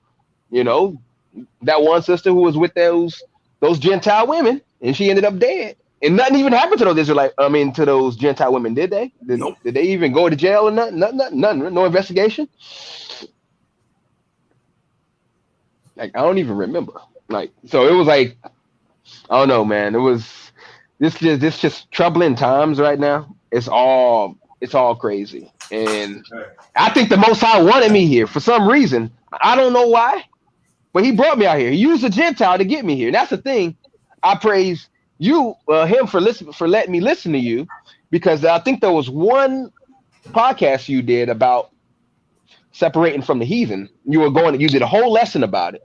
And that was the last straw that broke the camel's back for me to sever my ties with Gentiles completely. Because I had a Gentile friend, and we was close. And, it was a friends with benefits type thing. I was with Gentiles my whole life. I don't know if that was something where y'all wanted me to experience, so I can see the different sides of it all, and then to tell people that grass ain't greener on the other side. But my parents didn't teach me about staying with your own. My parents, they never taught me. Like when I first brought home my first Spanish girlfriend, they didn't say nothing about it. It was absolutely nothing. They never instilled it in my head. And my family, my cousins, my aunties, my uncles, they did same thing with their kids. Their kids would bring home strange women and strange men. Nothing. Not a peep. Nothing. And it sucks because I had to go through that. 30 years of my life, I had to go through these women, and knowing that it was doomed from the get-go. None of them ever worked. And it's the worst thing ever, because it's like I felt like I wasted my life with these people instead of going with an Israelite sister, because I was attracted to black girls. I've always been attracted to black girls. But I went to middle school. They sent me to a white school in Coconut Grove, where all the whites, it was an integrated school. They had Spanish, white, they had whatsoever there. It was like everybody, all nations was at this school. And that's where it messed me up. My brother didn't go to that school. He went to a black school. So he's always been with Israelite sisters. Me, I got that taste of that white school, and it was done. My parents sent me there, and it was done because they wanted me to have, because, oh, you're so smart. And they felt like it was an achievement to go to a white school. Right. So they sent me there. Instead of, keeping me around my own people, they felt like, oh, these white, they want you. Because I was smart. I got good grades. But they thought me getting that offer for the white school, it was like almost like a private school, to go there. They thought, they made it. Oh man, you made it. And it was the worst experience for me, to be honest, because I have friends, but all my friends, there was the black people that was there. I had some other Gentile friends and whatnot, but I was always around my people, and I got to see how the Gentiles acted. Savages, straight up. running around, jumping on the tables at lunchtime and everything, just savages. And we just look at them and we just be shaking our heads like, what is wrong with these people? And then I think that was the Most High showing me that this is who they are. That's how they are. When I went through with those Gentiles and everything like that, and he showed me that's who they are. And I got to see firsthand, like their families, like their extended families, all races, mostly. Like my latest one, her family, she was born in Mississippi, down there. Well, you know how it is down there in Mississippi. So Right. Yeah. her grandma and her granddad on her mom's side weren't as racist, but the other family was straight up racist. When they told her she had a black boyfriend, they wanted to yeah. Get the lynch They mob. want that's pretty much they wanted to straight up disown her for even talking to a Negro. Like it was straight up like that. She's not like that, of course. She's one of the Gentiles who, who see our struggle and everything, but she can never understand it. She didn't, and she told me one time, and that's what sealed it almost. She's like, I would never, ever believe in Yah. She said that to me. And I'm like, wow. And she straight face. Because I always try to tell her about Yah. Because I don't mind talking to the Gentiles about them. If they truly believe, hey, that's cool. That's good. I can tell them about you. Absolutely, right. That's what we're supposed to do in the first place, right? Right. So absolutely. I didn't mind. So I tell her about all the news happening. I'm like, hey man, that's judgment right there. That's how, and she started, and I tell her, I'm like, yeah, y'all created everybody, even you. And he's black, like me. And she couldn't get it. She couldn't wrap her head around that because she's like, why would he have a people above everybody else? And I'm like, I don't know. I'm not him. But that's what he did. He created all nations, but he chose our nation, our people, to be his inheritance. That's what we were. And that's just the hierarchy. But she don't want that. She want everybody to be equal. And I'm like, see, that's hypocrisy. Because I'm like, see, white people, y'all on top right now, but y'all have no problem with that power structure. But when I say Israelites are going to be back on top, then that's when we'll be equal. Equal. Not like we just want to be equal. I don't want to do that. I didn't do any slavery or anything like that. And I'm like, it don't matter. They gotta still pay for the sins of their forefathers, just like how we pay for the sins of our forefathers. Right. I told her that. Mm-hmm. I went through the whole history and everything, and that's as Yahshua HaMashiach said, it's like, I can't help you if the Father don't draw me to you. And I said, oh, she wasn't picked. She wasn't chosen. Either her eyes or maybe she'll down the line she'll see the truth. But at this point, she's not chosen. And she took the vax. So that was another reason I was like, we can't even be friends. We can't do nothing. I don't want to be around you. Going in. Spike, she had this. It was the worst thing, man. It was like, because she still wanted to be like friends and everything. And I'm like, how can two walk together if they don't agree? Yeah, they said that in the scriptures. What does righteousness have to do with unrighteousness, or darkness with light? I can't fellowship with you. You don't have the same mindset. If you don't believe you don't even have the foundation of Yah. If you can't even have that simple foundation, we can't work. Right. Absolutely. And I told her that, and she's all crying on the phone. White people, they love to cry when nothing go their way. And she was straight crying and everything, and I'm just like, hey, look, if y'all put you back in my life, all right, that's on him, but I'm not finna do that. I'm sticking with my people. I'm sticking with that, and ever since then, I haven't talked to a single white person outside of just working. I don't talk to none of the people in my apartment complex. I don't talk to none. They say, hey, good morning. I'll say, hey, and that's it. I keep it moving. No conversation, no nothing. I do my own thing. And I thank you every day for making me a lone wolf. I've always been a lone wolf. My parents, my parents told me that. They was like, hey, you're always alone, so we gonna give you a brother. And I'm like, no, I'm good. I told them that. I'm like, how would you like a little brother? I'm like, nah, I'm good. Like, I'm good by myself. They're like, you don't seem like lonely. I'm like, I got my cousins. I'm good. And I've always been a lone wolf. some white dude at work, some new guy. He kept trying to talk to me. He's like, you seem like you keep it to yourself, huh? And I'm like, yeah. Just one word answers. He's like, oh yeah, I talk a lot. And I'm like, yeah. And he's like, if I talk too much, just kind of tell me. And I'm like, yeah, you're kind of getting there right now, man. Yeah, man. They bugging, man. I'm like, if you don't give them no attention, they go crazy. Yep. Caveman mentality, man, every time. And they'll go ahead. No. I was saying that I had a guy come up to me in college. I was sitting on the porch, and he was like, walking towards me. And man, I'm being honest, I do not like when people just walking towards me because I don't be knowing what So I'm sitting on the porch. And I'm looking at the brother, and I'm giving him a look like, man, what you doing, bro? And he sat down next to me, and he was like, hey, man, I've been watching you for a while. And I said, okay. And then he said, now every time I see you, you by yourself, bro. Like you don't mind being alone, just in your own little words. I respect that. Because he said that a lot of people got to be in groups and crowds, but he always saw me in college by myself, just chilling, y'all. Just feeling the wind, appreciating the creation of God. Just always just in my own little world. Yeah, but I'm like you, brother. I don't mind being alone. I always been like that all my life, man. And just chilling by myself. Don't mind being by myself. I don't need to be around a crowd to feel good about myself. I can just chillax, be in my own world. But I had to come out of that little shell. Because now I got a beautiful, beloved Israelite family that God has blessed me with. So you got to open up a little bit more, to people. So I thank God for that. Yeah, I opened up to people that that I'm cool with, like my brother at work, whatever. I talk to him all the time, and it's kind of crazy because they always try to keep us separate.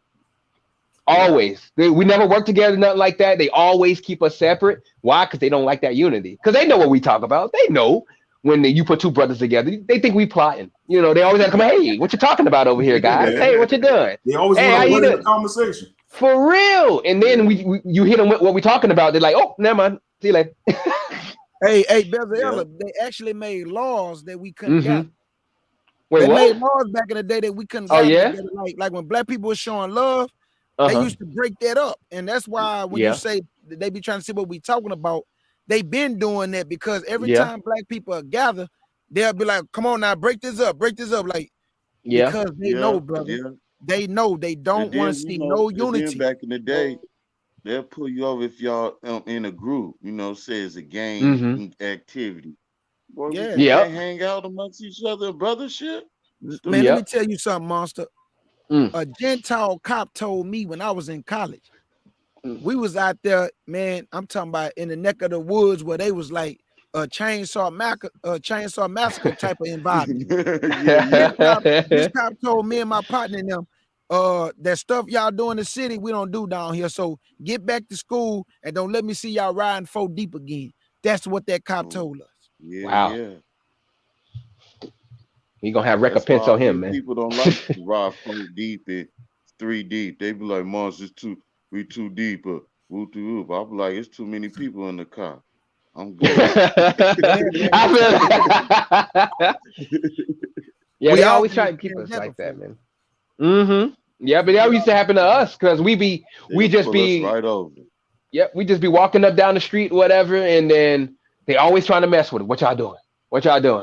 Hope y'all ain't doing nothing bad or whatever. And I'm like, what? We just walking. Bag off. We was like 13 deep one time coming from my cousin's funeral. We walking to the store to go get some bottles. They took all 13 of us to jail. Dang. Wow. I wasn't even jaywalking. They called me back across the street. I said, what? Wow. Hey, Lucky, don't worry about nothing. They can't force you to do nothing, Lucky. Because at the end of the day, like you just said, man, your faith is in the Lord. Your faith is in the Lord. Because I already told him at my job, you 100. Try to force me to take anything, I don't care how much money you pay me, I'm walking off the job and I'm going to trust the Lord. Man, the Lord rained down manna from heaven, y'all. The Lord brought forth waters out of rock. Man, the man can do anything. And nobody got that faith. Nobody got that faith right now, man. It's insane My job, they up in the incentive, quote unquote incentive, because it's not really an incentive, really, from 75 to 150. And I'm like, that's how much your life worth? $150. That's it?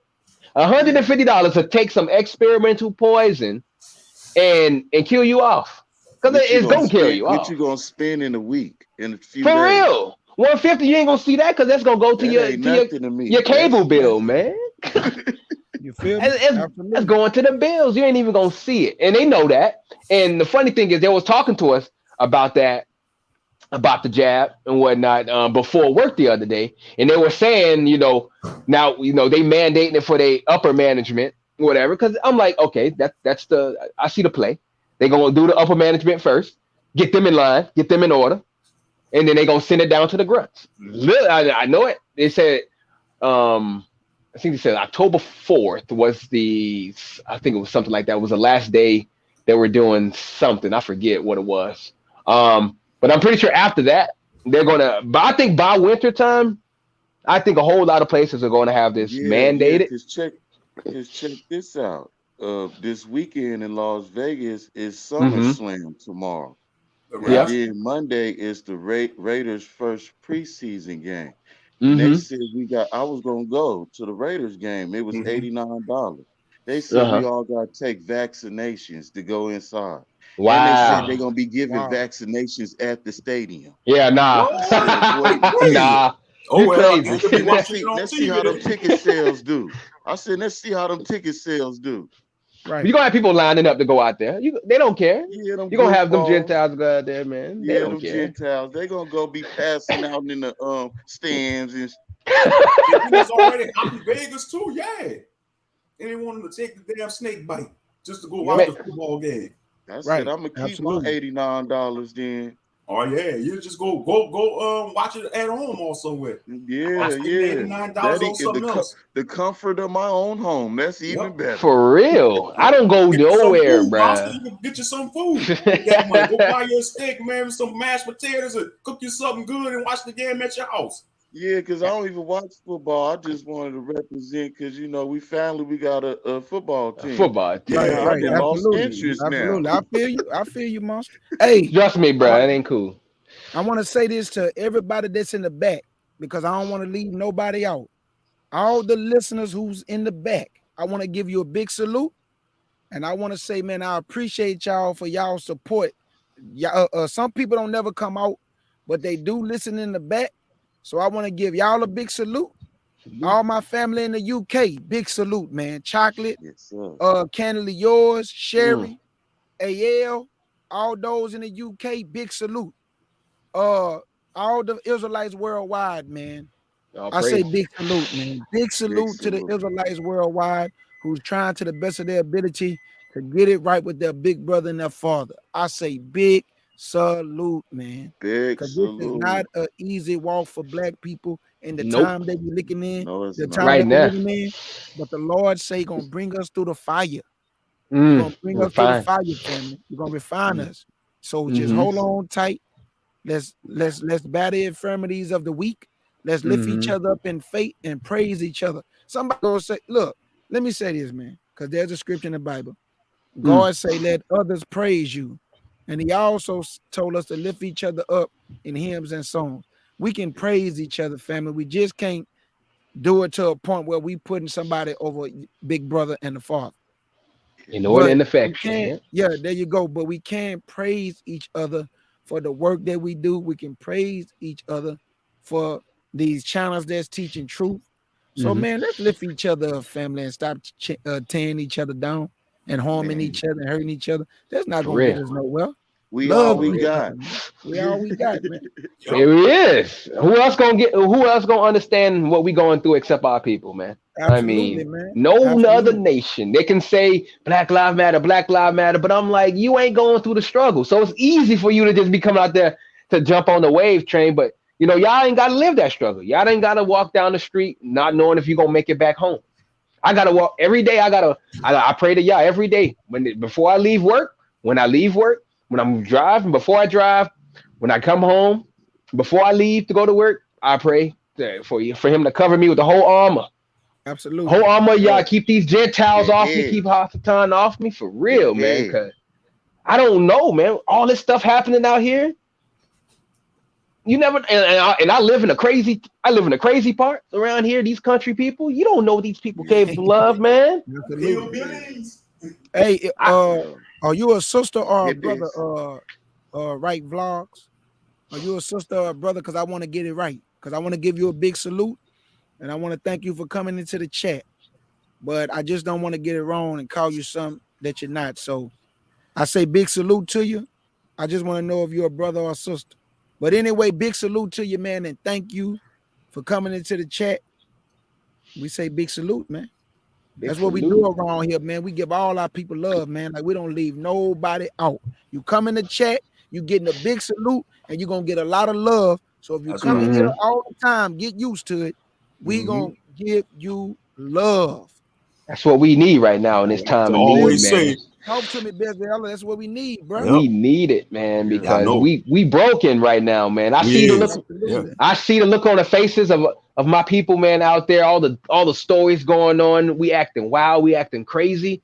We got there's no love. There's no love in our community, man. It's right. They fight if they're not fighting over Jordan, they fighting over LeBron. They're not fighting over Curry. They fighting over Kawhi. It's always something that's dividing us, man. And that's what these nations do. You know, they got people. Now you got people. They got us on. The unvaccinated and the vaccinated. That's what they got right now on the forum. Yeah, I'm on this forum, the Coley, whatever. That's like a big hip hop site forum or whatever, and that's all they talk about is unvaccinated and vaccination. That's all they talk about now. Right. And it's like you got the vaccinated ones, the brothers on there, and they wishing death on us, on the unvaccinated, because it's because of y'all. Yeah, their reason is because of y'all. We can't get back to normal, and I'm like, we ain't going back to normal, man. They need to turn that TV off. That CNN, that Clown News Network, Fox Lies, and all that. For real. For real. They say we don't got facts because our facts ain't backed up because we not medical experts and everything. And I'm like, these are man-made titles. Yeah, absolutely. I got common sense, man-made. and I know right from wrong. Nobody know the science of how this world works. Everybody just guessing. The only one who knows, Yahshua HaMashiach. That's him and his daddy. That's it. That's right. That's well it. Put. Well put, Bezella. They the only ones know, brother. Well said. They can't even figure out the body, how it works. They can't even figure out how the body works because it's the most advanced computer, biomechanical computer on the planet. Yes, talk that talk. We breathe subconsciously. We don't even have to think about breathing. It just happens. Our body, when we get sick, the cells automatically going down to attack. Cancer, it's not what they think it is. Cancer, talk that talk, brother. It holds up all the toxins in a big old bag. And then when they come in and do the biopsy opens up the toxins. And then it releases all that toxins out into the body. And then on top of that, they heat you up with chemotherapy. Shuts down the immune system. That's the only way they can keep us sick. They can't defeat the immune system. That's why with this whole vaccination and all this stuff, they are introducing their own stuff into the immune system. Exactly. They can't defeat the immune system. The immune system always gonna work. It's gonna mess these people up. It's gonna sterilize the brothers. These girls ain't gonna have no kids. Yeah. The population agenda is on. It's here. It's on full effect, and they ain't hiding no more. They telling you. Mm-hmm. I remember you doing a video, KJ. I don't know if it was recent or not. I think you put a brother up, Dr. Alim or whatever, Muhammad or whatever, and he was talking about people they're gonna be dead within 2 years. You remember that video? Yeah. I just did it. Absolutely. I just did that video, and a lot of people were saying that this snake bite have not been tested, but that's a lie, family. They always test everything on rats. They test everything on rats, and within 2 months, all the rats die. So 2 months of a rat life is 2 years of a human life. It's like 4 years. 2 years. So there you go, family. But I do pray for those who took the snake bite, because let me just say this, family. And I'm not saying we're gonna always agree with every point somebody make, I'm just saying this for me. I still pray for those who took the snake bite, family, because a lot of people just don't have strong faith as others. So that's why the Lord told us to bear the infirmities of the weak. Some of our people just weak at heart, meaning the mind, man. They believe everything man say, and they ran and took the snake bite because of fear. Fear would drive people Fear or crazy. nothing. Fear and lust. Don't forget about that too. With Juvenile, what he did. Judah, we done I know, Judah, absolutely. I tell him, Judah, I tell him I done survived the AIDS era, the crack era, the every era. And I'm still standing. So what can man do to you, monster? Hurricane Nothing. Andrew, Hurricane Katrina, shit. Everything. Yep, absolutely, Moshe. Yep. So look, I was all them hurricanes. This is what I'm gonna do. This is what I'm gonna do because I'm being honest. Man, hey, this is beautiful. And don't get me wrong. Guess what I'm gonna start doing? I'm gonna start setting aside a day where I just do random lives. I pick a topic and then we just go in, family. Bezalel, you always welcome, brother. Do not be a stranger. Hit the as soon as I drop the link, just pop up on the channel, brother. I got you. I got you. What I'm gonna do, I'm gonna shut this down because I gotta save my voice for Gotcha. tomorrow. Me and Moshe But I want to thank Bezalel, my beloved brother. I salute you, man. And thank you for always writing me encouraging words, brother. Every year, I salute you, my flesh, with the pure heart. Moshe Ben Yehuda. I salute you, my brother, with the pure heart. Monster Moshe. I salute you, my brother, with the pure heart of Bison. Yeah. All the beloved family in the chat, man. I salute you. And all those people listening in the background, your brother K. Judah, my brothers right here, the CUC, we salute you. And one thing we're going to do on this channel, and Moshe channel, and B's channel, and Amina channel, Monster, I would say your channel, but you won't do what I asked you to do, man. You got to keep dropping them videos for me, Negro. My brother funny, dog. Hey, my brother is funny, dog. When he drop a video, hey, I told that boy, keep dropping the videos. Hey, Lucky, we salute you for coming through, my sister. Namaria, August Dreams, Sister Eve, B Sparrow, Law Lady K, Chris G, Returning Home. What's the other brother name that just came in? Rock Vlogs. We salute you. Bicey, we salute you. Godmother, Miss April, Jules, Rob, which is Law Lady K husband family. We salute you, brother Rob. Man, I salute everybody. Tomorrow at 11 o'clock, me and Moshe Ben Yehuda right here. We're gonna handle God's business like we always do, family. So I don't want to be long-winded. Y'all talk, give your closing statements, and I'll see y'all tomorrow, man. Big salute to everybody. Man, this was outstanding. All esteem Yahweh. Absolutely. Long live King Yahshua HaMashiach. Man, this was much needed. This was a treat. This was a blessing. It was a blessing. Hallelujah. Yeah. I just want to say that the Most High, may He bless each and every last one of y'all, man. Cover y'all with the hedge of protection. Every last one of y'all on the panel in the chat room, man. May He protect y'all during these dire times. May y'all have a safe day. If y'all going out and about, traveling, mercies be bestowed upon y'all. Psalms 91. Psalms 91, family. Remember that. You know. Dwell under His wings, and you shall be protected.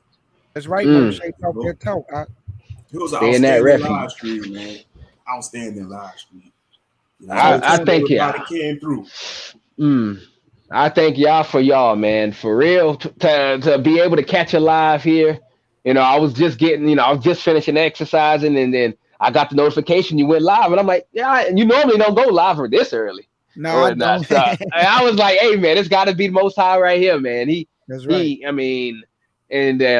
This is, I got all of this out of me right now. I feel good. Like I feel good right now. I feel the love. I feel everything, man. I praise y'all every day for having me come to y'all channel, man. Because without y'all, man, I would still be thinking that we deal with the Father. That's what I used to think before I met you. That Eve ate an apple. That angels had sex. So many other false doctrines that I had in my head before I met y'all, and that's all gone now. And now I know. And when I read the Bible now, because I'm still going through it. I'm on Micah right now. Okay. But now it makes sense when I see different things happening. I know why it's happening. I know who's it's happening to. I know why it's I know all the questions. It's all becoming clear. So now I don't have that many. I don't have questions. Like I look at it, I know I read it, and I'm like, I understand this, and I didn't understand it before. There was so many confusing things happening. I always had to go to these different type of people, but I'm like, everybody teaching everything else. Everybody teaching something different, and that's how people get confused. So when you guys, no. I don't mean to stop you. This is what I want you to do, Bezella. Hey, I'm gonna put my email in here. No Email problem. me your number so I can lock you in, brother. So look, I got you. when me and my brothers do conference calls, we bringing you into the conference calls, and I'm also start calling my brother Rob too. I'm gonna start calling my brother Rob. Give me your number, man. I'm finna put my email in here so I can lock you in, Bezella.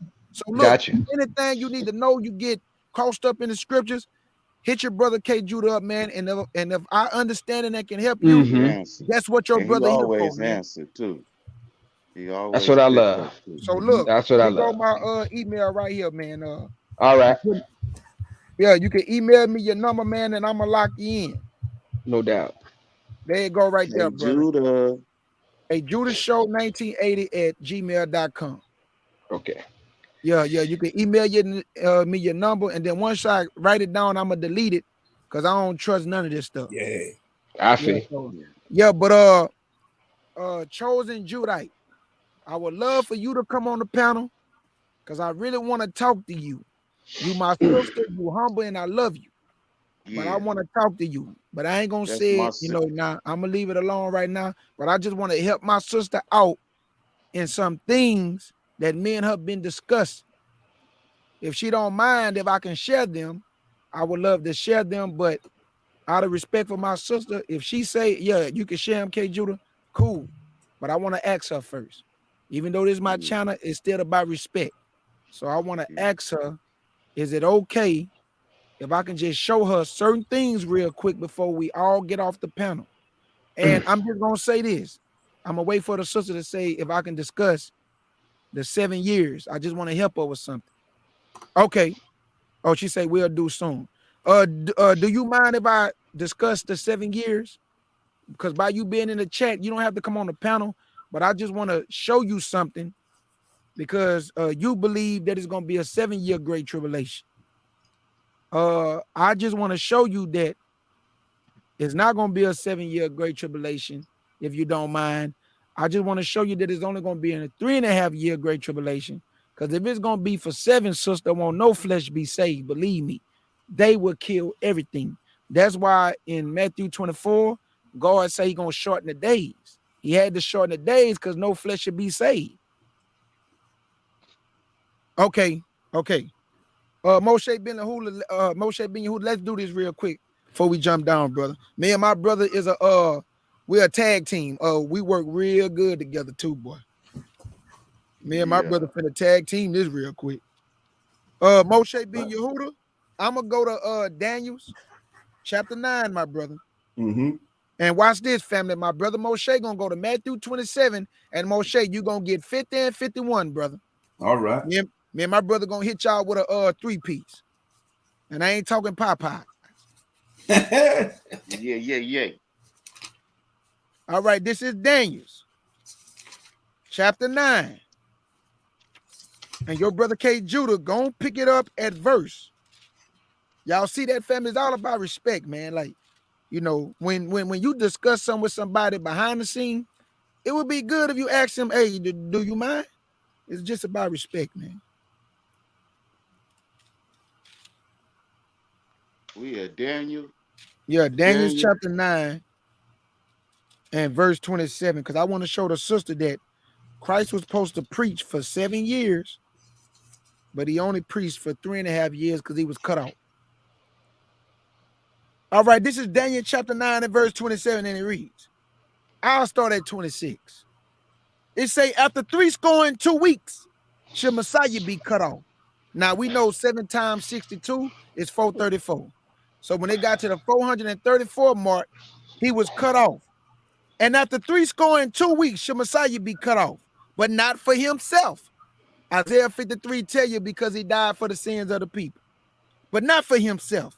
And the people of the prince that should come should destroy the city and the sanctuary. Now, a lot of people think this the Antichrist, but they don't understand that this is talking about 70 AD, family.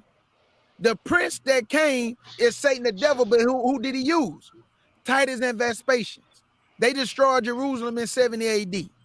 That is the prince over them is Satan the devil. How we know that, Moshe? You remember, we read that the king of Tyron, the prince that was over the king of Tyron, was the same prince who was in the Garden of Eden, which is the cherubim Hashatan. Right. The Bible says you are wiser than Daniel. He wasn't talking to no king of Tyre that's wiser than Daniel. He said Satan is wiser than Daniel.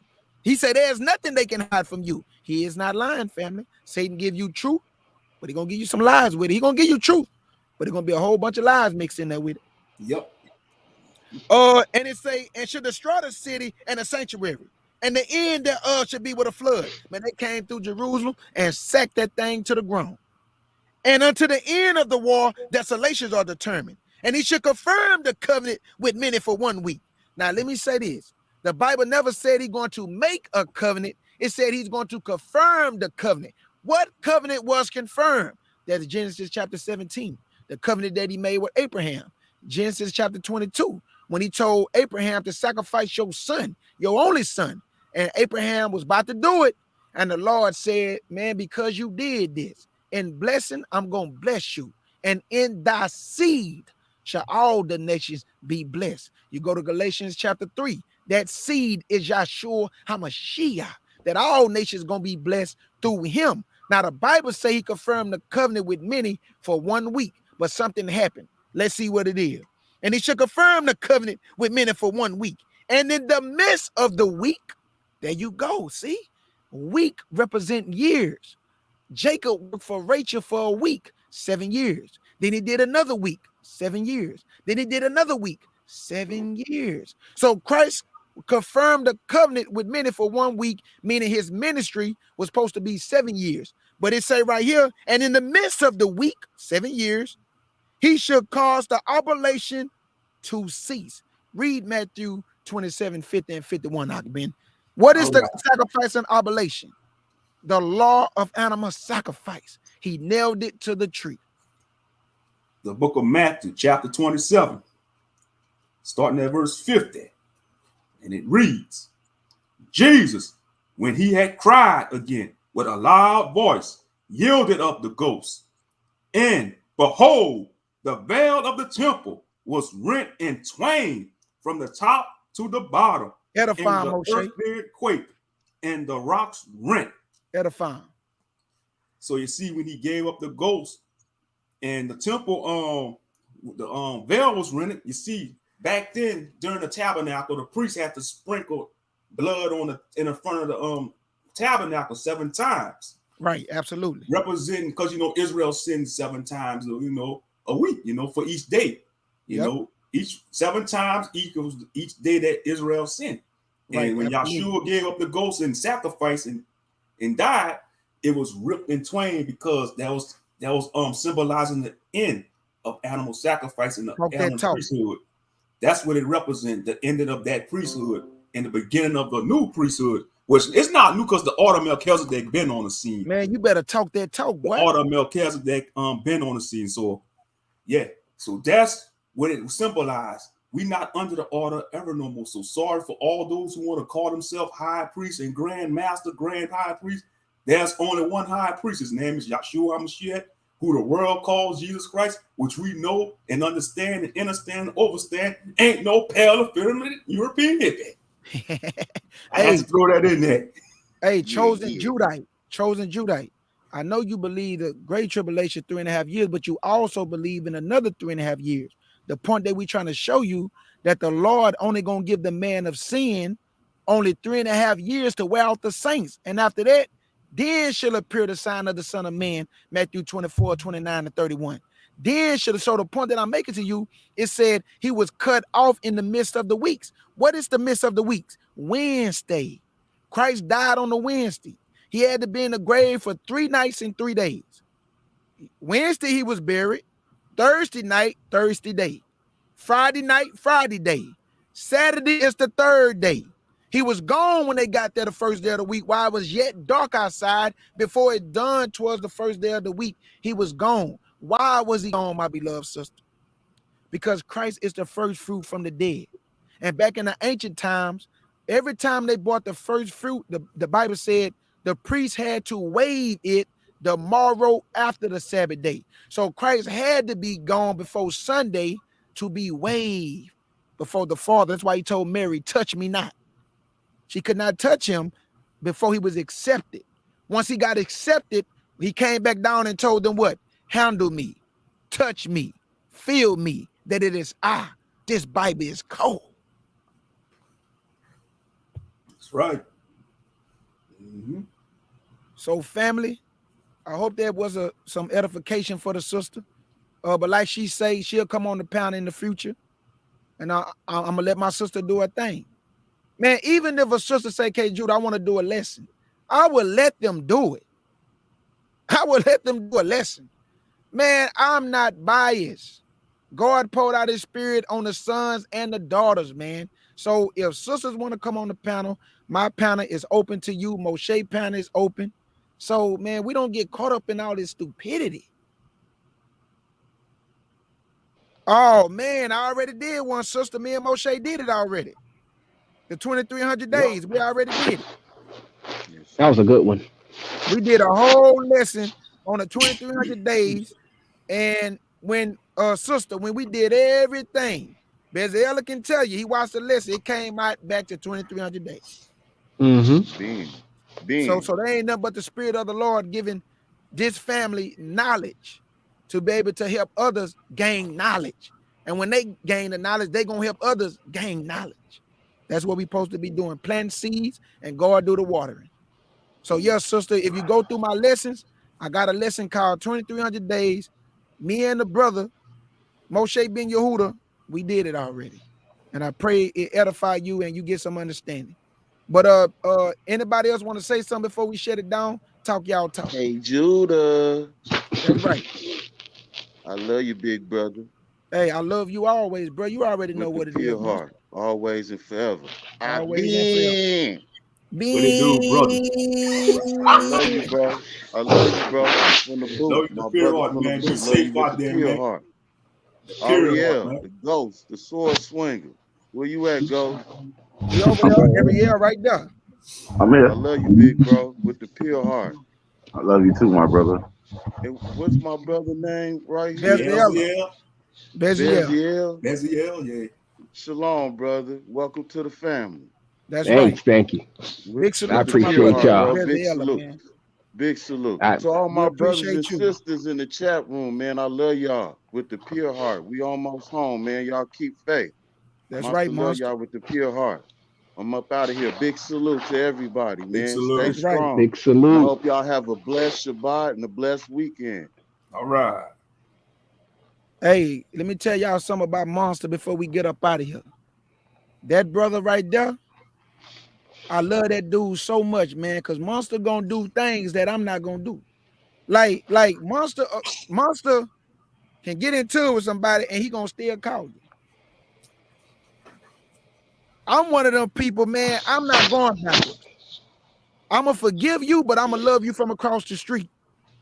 Some people just not meant to dwell together, but Monster is such a good brother, man, that he gonna still call you and be like, man, I'm just calling and checking on you. I'm not gonna do that because that's just not me, and that doesn't make me a bad person. It just means if me and you can't dwell together, I'm gone, man. And Moshe like that too. Moshe gone. I'll tell you right now, he not looking back. I'm not looking back. But Monster, we love him so much, man, because he's gonna be like, you know what, man, I'm gonna go and check on Brody.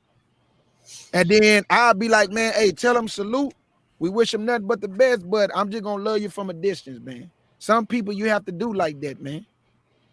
Everybody is not meant to dwell together, family. It doesn't make you a bad person. It's just that sometimes you just can't dwell with everybody because it's some people just bring negativity, man. And you got to separate yourself from it fast, because if you don't, a little leaven the whole lump, family. It can spread. And you don't want it to spread, man. So, yep. I do my best to accommodate everybody. I'm a team player. But at the end of the day, man, everybody is not meant to dwell together. And man, you didn't have people slander me for no reason. They didn't have people make videos about me for no reason, just slandering me. And I had to defend my name because that's all I got. But people didn't slander me for nothing. They didn't slander me and my brothers, man, for nothing. One dude told me F you because I love Jesus. They called me simps. Me and Moshe, we a simp because we love the Israelite woman. But I'm built for this, family. Like, it don't offend me. It just goes to show you the ignorance of the black man. Like, the black man is emotional. He insecure. Not all my brothers, but a lot of these black men are insecure. They're emotional, and they got panties on. Yeah, I had my nemesis. I'm glad my nemesis don't come around no more. The troll. Yeah, family. But had many accounts come and troll my channel. It come with the territory. Real. Yeah, it comes with the territory, brother. You're right. So we take it on the chin. But anything you want to say? Yeah, salute to the family. Salute to everybody in the chat. Love y'all with the pure heart, man. Clean up crew. We do business, man. Well, y'all heard my brother Ariel, and I'm gonna go ahead before I do the August intro, because I always say my sister's name when I end it out. I gotta play this one more time for the family. Clean up crew. Clean up crew. Clean up crew. C-U-C, cleaning up false doctrine. C-U-C, cleaning up false doctrine. C-U-C, cleaning up false doctrine. C-U-C, cleaning up false doctrine. Clean up crew. Clean up crew. Clean up crew. Cleaning up false doctrine. Clean up crew. Hey, bring my sword.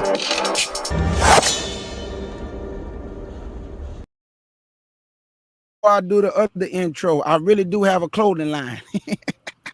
A lot of people don't know that, but I actually have a CUC clothing line. So if you want to purchase you some merchandise, I got nice hoodies for the women and men. I got nice shirts with the CUC logo. I got the crowns. The clothes is real put together, real nice. So if you want to purchase your some family, I will surely appreciate it. The money go right back to the clothes. You want to represent the CUC, represent the Most High. So when people see you step out, hey man, what is that? Oh, we clean up false doctrine. That's how we do it, clean up lies.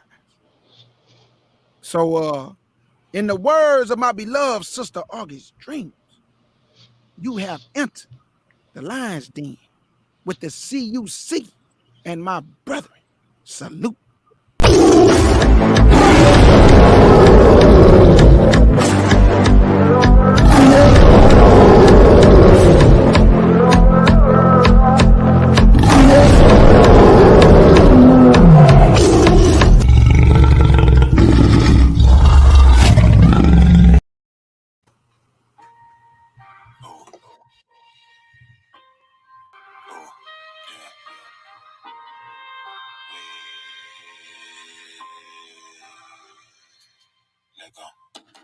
Hood full of cases like the red box, and everything be Gucci to them feds not.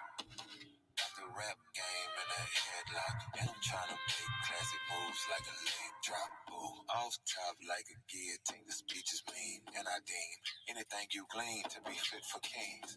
Ooh. Or queens if you female, I prevail.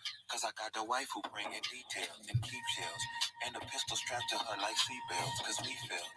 She should told her banger if she need help. Look, my Coretta pack Berettas and they'll sleep well. Putting something in her dread head like a seashell. Ooh. But we non-violent, word to Martin. Talking and we ain't for marching. I only spit the life I live, so it ain't alarming that you never get a character whenever I'm performing. Most these rappers all fish shoremen, but that ain't me, can't be. I'm from the killers and the gangs be. Thank me later for not switching up or changing.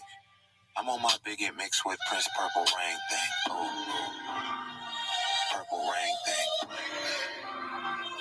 Purple Rain thing. Ooh. I'm on my bigot mix with Prince Purple Rain thing. Ooh. Purple Rain thing. Purple Rain thing. Ooh. Purple Rain thing. Bigot mix with Prince Purple Rain thing. Purple rain when I stain, dripping lavender. I'm in the coupe this morning without a passenger. They see me low to the flow, yes, I'm a scavenger. These rappers dodging the dun, just like the challenger. Real veteran on the slab, not an amateur. Hold it down, all 4 seasons, like a calendar. Yeah, my lights is bright, my hazards blinking. I'm on Luther Black in my JFK Lincoln. A legendary freestyle game, high roller. Why you think they call me the king? The crown holder. Houston, Texas, loving my city. What a place. 45 tucked to the side for just in case. Born in the heart of the gutter, where it's filthy. We raise the whole court in the streets, not guilty. It's purple rain. When I walk on red carpet, drive the blue Bentley, green leaf sparking. Bible started shopping as soon as I valet park it. Young, black, handsome, and rich. Oh, he a target. Tell him come see me when I'm sold out the venue. I'm never out the race, cause the marathon continues. Purple rain day. Purple rain day. I'm on my bigot mix with Prince Purple rain day. Purple rain day. Purple rain day. I'm on my bigot mix with Prince Purple rain day. Hold on, big bike, still pack the line. Go so presidential, got love from Obama. Hold on, big bike, still pack the line. Go so presidential, got love from Obama. Hold on, big bike, still pack the line. Go so presidential, got love from Obama. Hold on, big bike, hold on, big bike, hold on, big bike, hold on, big bike. And your brother K. Judah wanna say shalom.